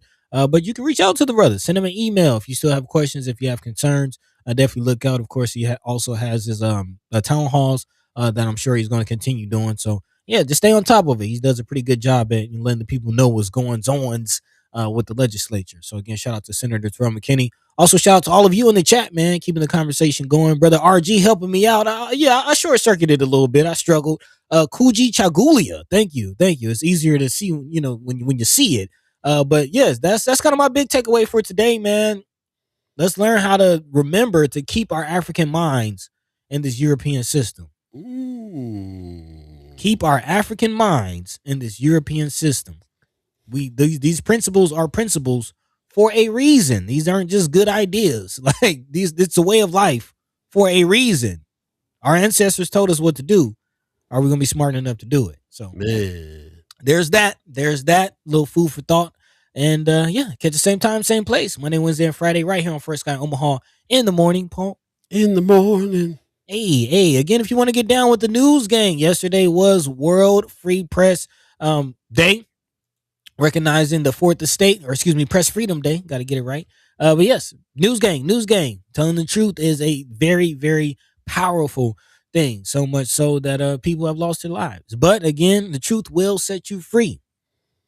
So again, let's do the freedom work. Tell the truth. And if you want to get down, Content Creators Camp going down this weekend, kicking off. If you haven't already reached out and you are interested, email us. If you can't make it this week, we'll be doing it again. So again, check us out. And in the meantime, between time, Paul B. Yo. Take it away. I highly suggest you go to Friends of First Sky Omaha and check in with what Kimra Snipes posted. She posted under the name Mara Zuri. And I definitely think you ought to check this out. She says there's been a lot of talk about money and ads in this congressional race, and I took the time to actually look at the things myself. Here's a simple breakdown of what's actually going on. You want to know more about it? Go check it out, Friends of First Sky Omaha, or you can go to her page. Again, she's going under the name Mara Zuri on this, or you can just read it in Friends of. But definitely check it out, and we'll be talking about it on Wednesday a little bit too. So definitely appreciate you guys getting busy with us today and hanging in there. Pop says, great way to start the week. Thank you guys. Paul, feel better, and buddy, get some rest. See everybody on Wednesday. Appreciate you, Pops. We will definitely see you on Wednesday. Thank you for your comments. And thank for everybody who also is becoming a member of the channel as well. We got new members coming in, trickling in a little bit at a time. If you'd like to be one, please go to firstsky.omaha.com and hit the join button. Shout out to the $10 people, the $25 people, and the $50 people who are becoming members of our channel in order for us to keep this going as well. We definitely are in the same boat as everybody else. We're trying to keep this afloat. So hit us up, become a member. If you have a company or you want to do an ad with us, we also do that. So another thing, you can hit us up at firstskyOmaha@gmail.com. We'll send you over rates and those types of things for you to be able to get busy with us there. And we appreciate everybody who has done that too, man. We've got some folks that are doing some advertising with us, and that's another way that you can help support what we do. So definitely give us a call, give us an email, and we'll catch up with you soon. Thank you for joining us today. Thanks to the Umaha tribe elders for allowing us to be on this land and speak while we're here. Thanks to our elders. Shout out to our elders allowing us to speak before you, and shout out to you, the chat chimers, allowing us to speak with you. Thanks for your questions, your comments, and your respect for our guests. And stay tuned. We have more guests and more conversations coming Wednesday and Friday, 7 to 9, same place, same time. We appreciate you guys again. Can't thank you enough for helping us to continue this conversation. Even for me personally, I just feel like I get a grasp on what's going on in this world and get some solutions from people that I admire and think is intelligent and helping me figure out what are we going to do to take care of ourselves and our families. So thank you all for that. That's really the goal of this whole show. Sometimes we can do without some of the news, but we can't do without getting together and living alive with one another, figuring out how we're going to live. So there you go. Appreciate you, buddy. And sir. Yeah, man. I'll see you on Wednesday. Peace. way, vainglorious. This is protected by the red, the black, and the green. At the crossroad, with the key. By any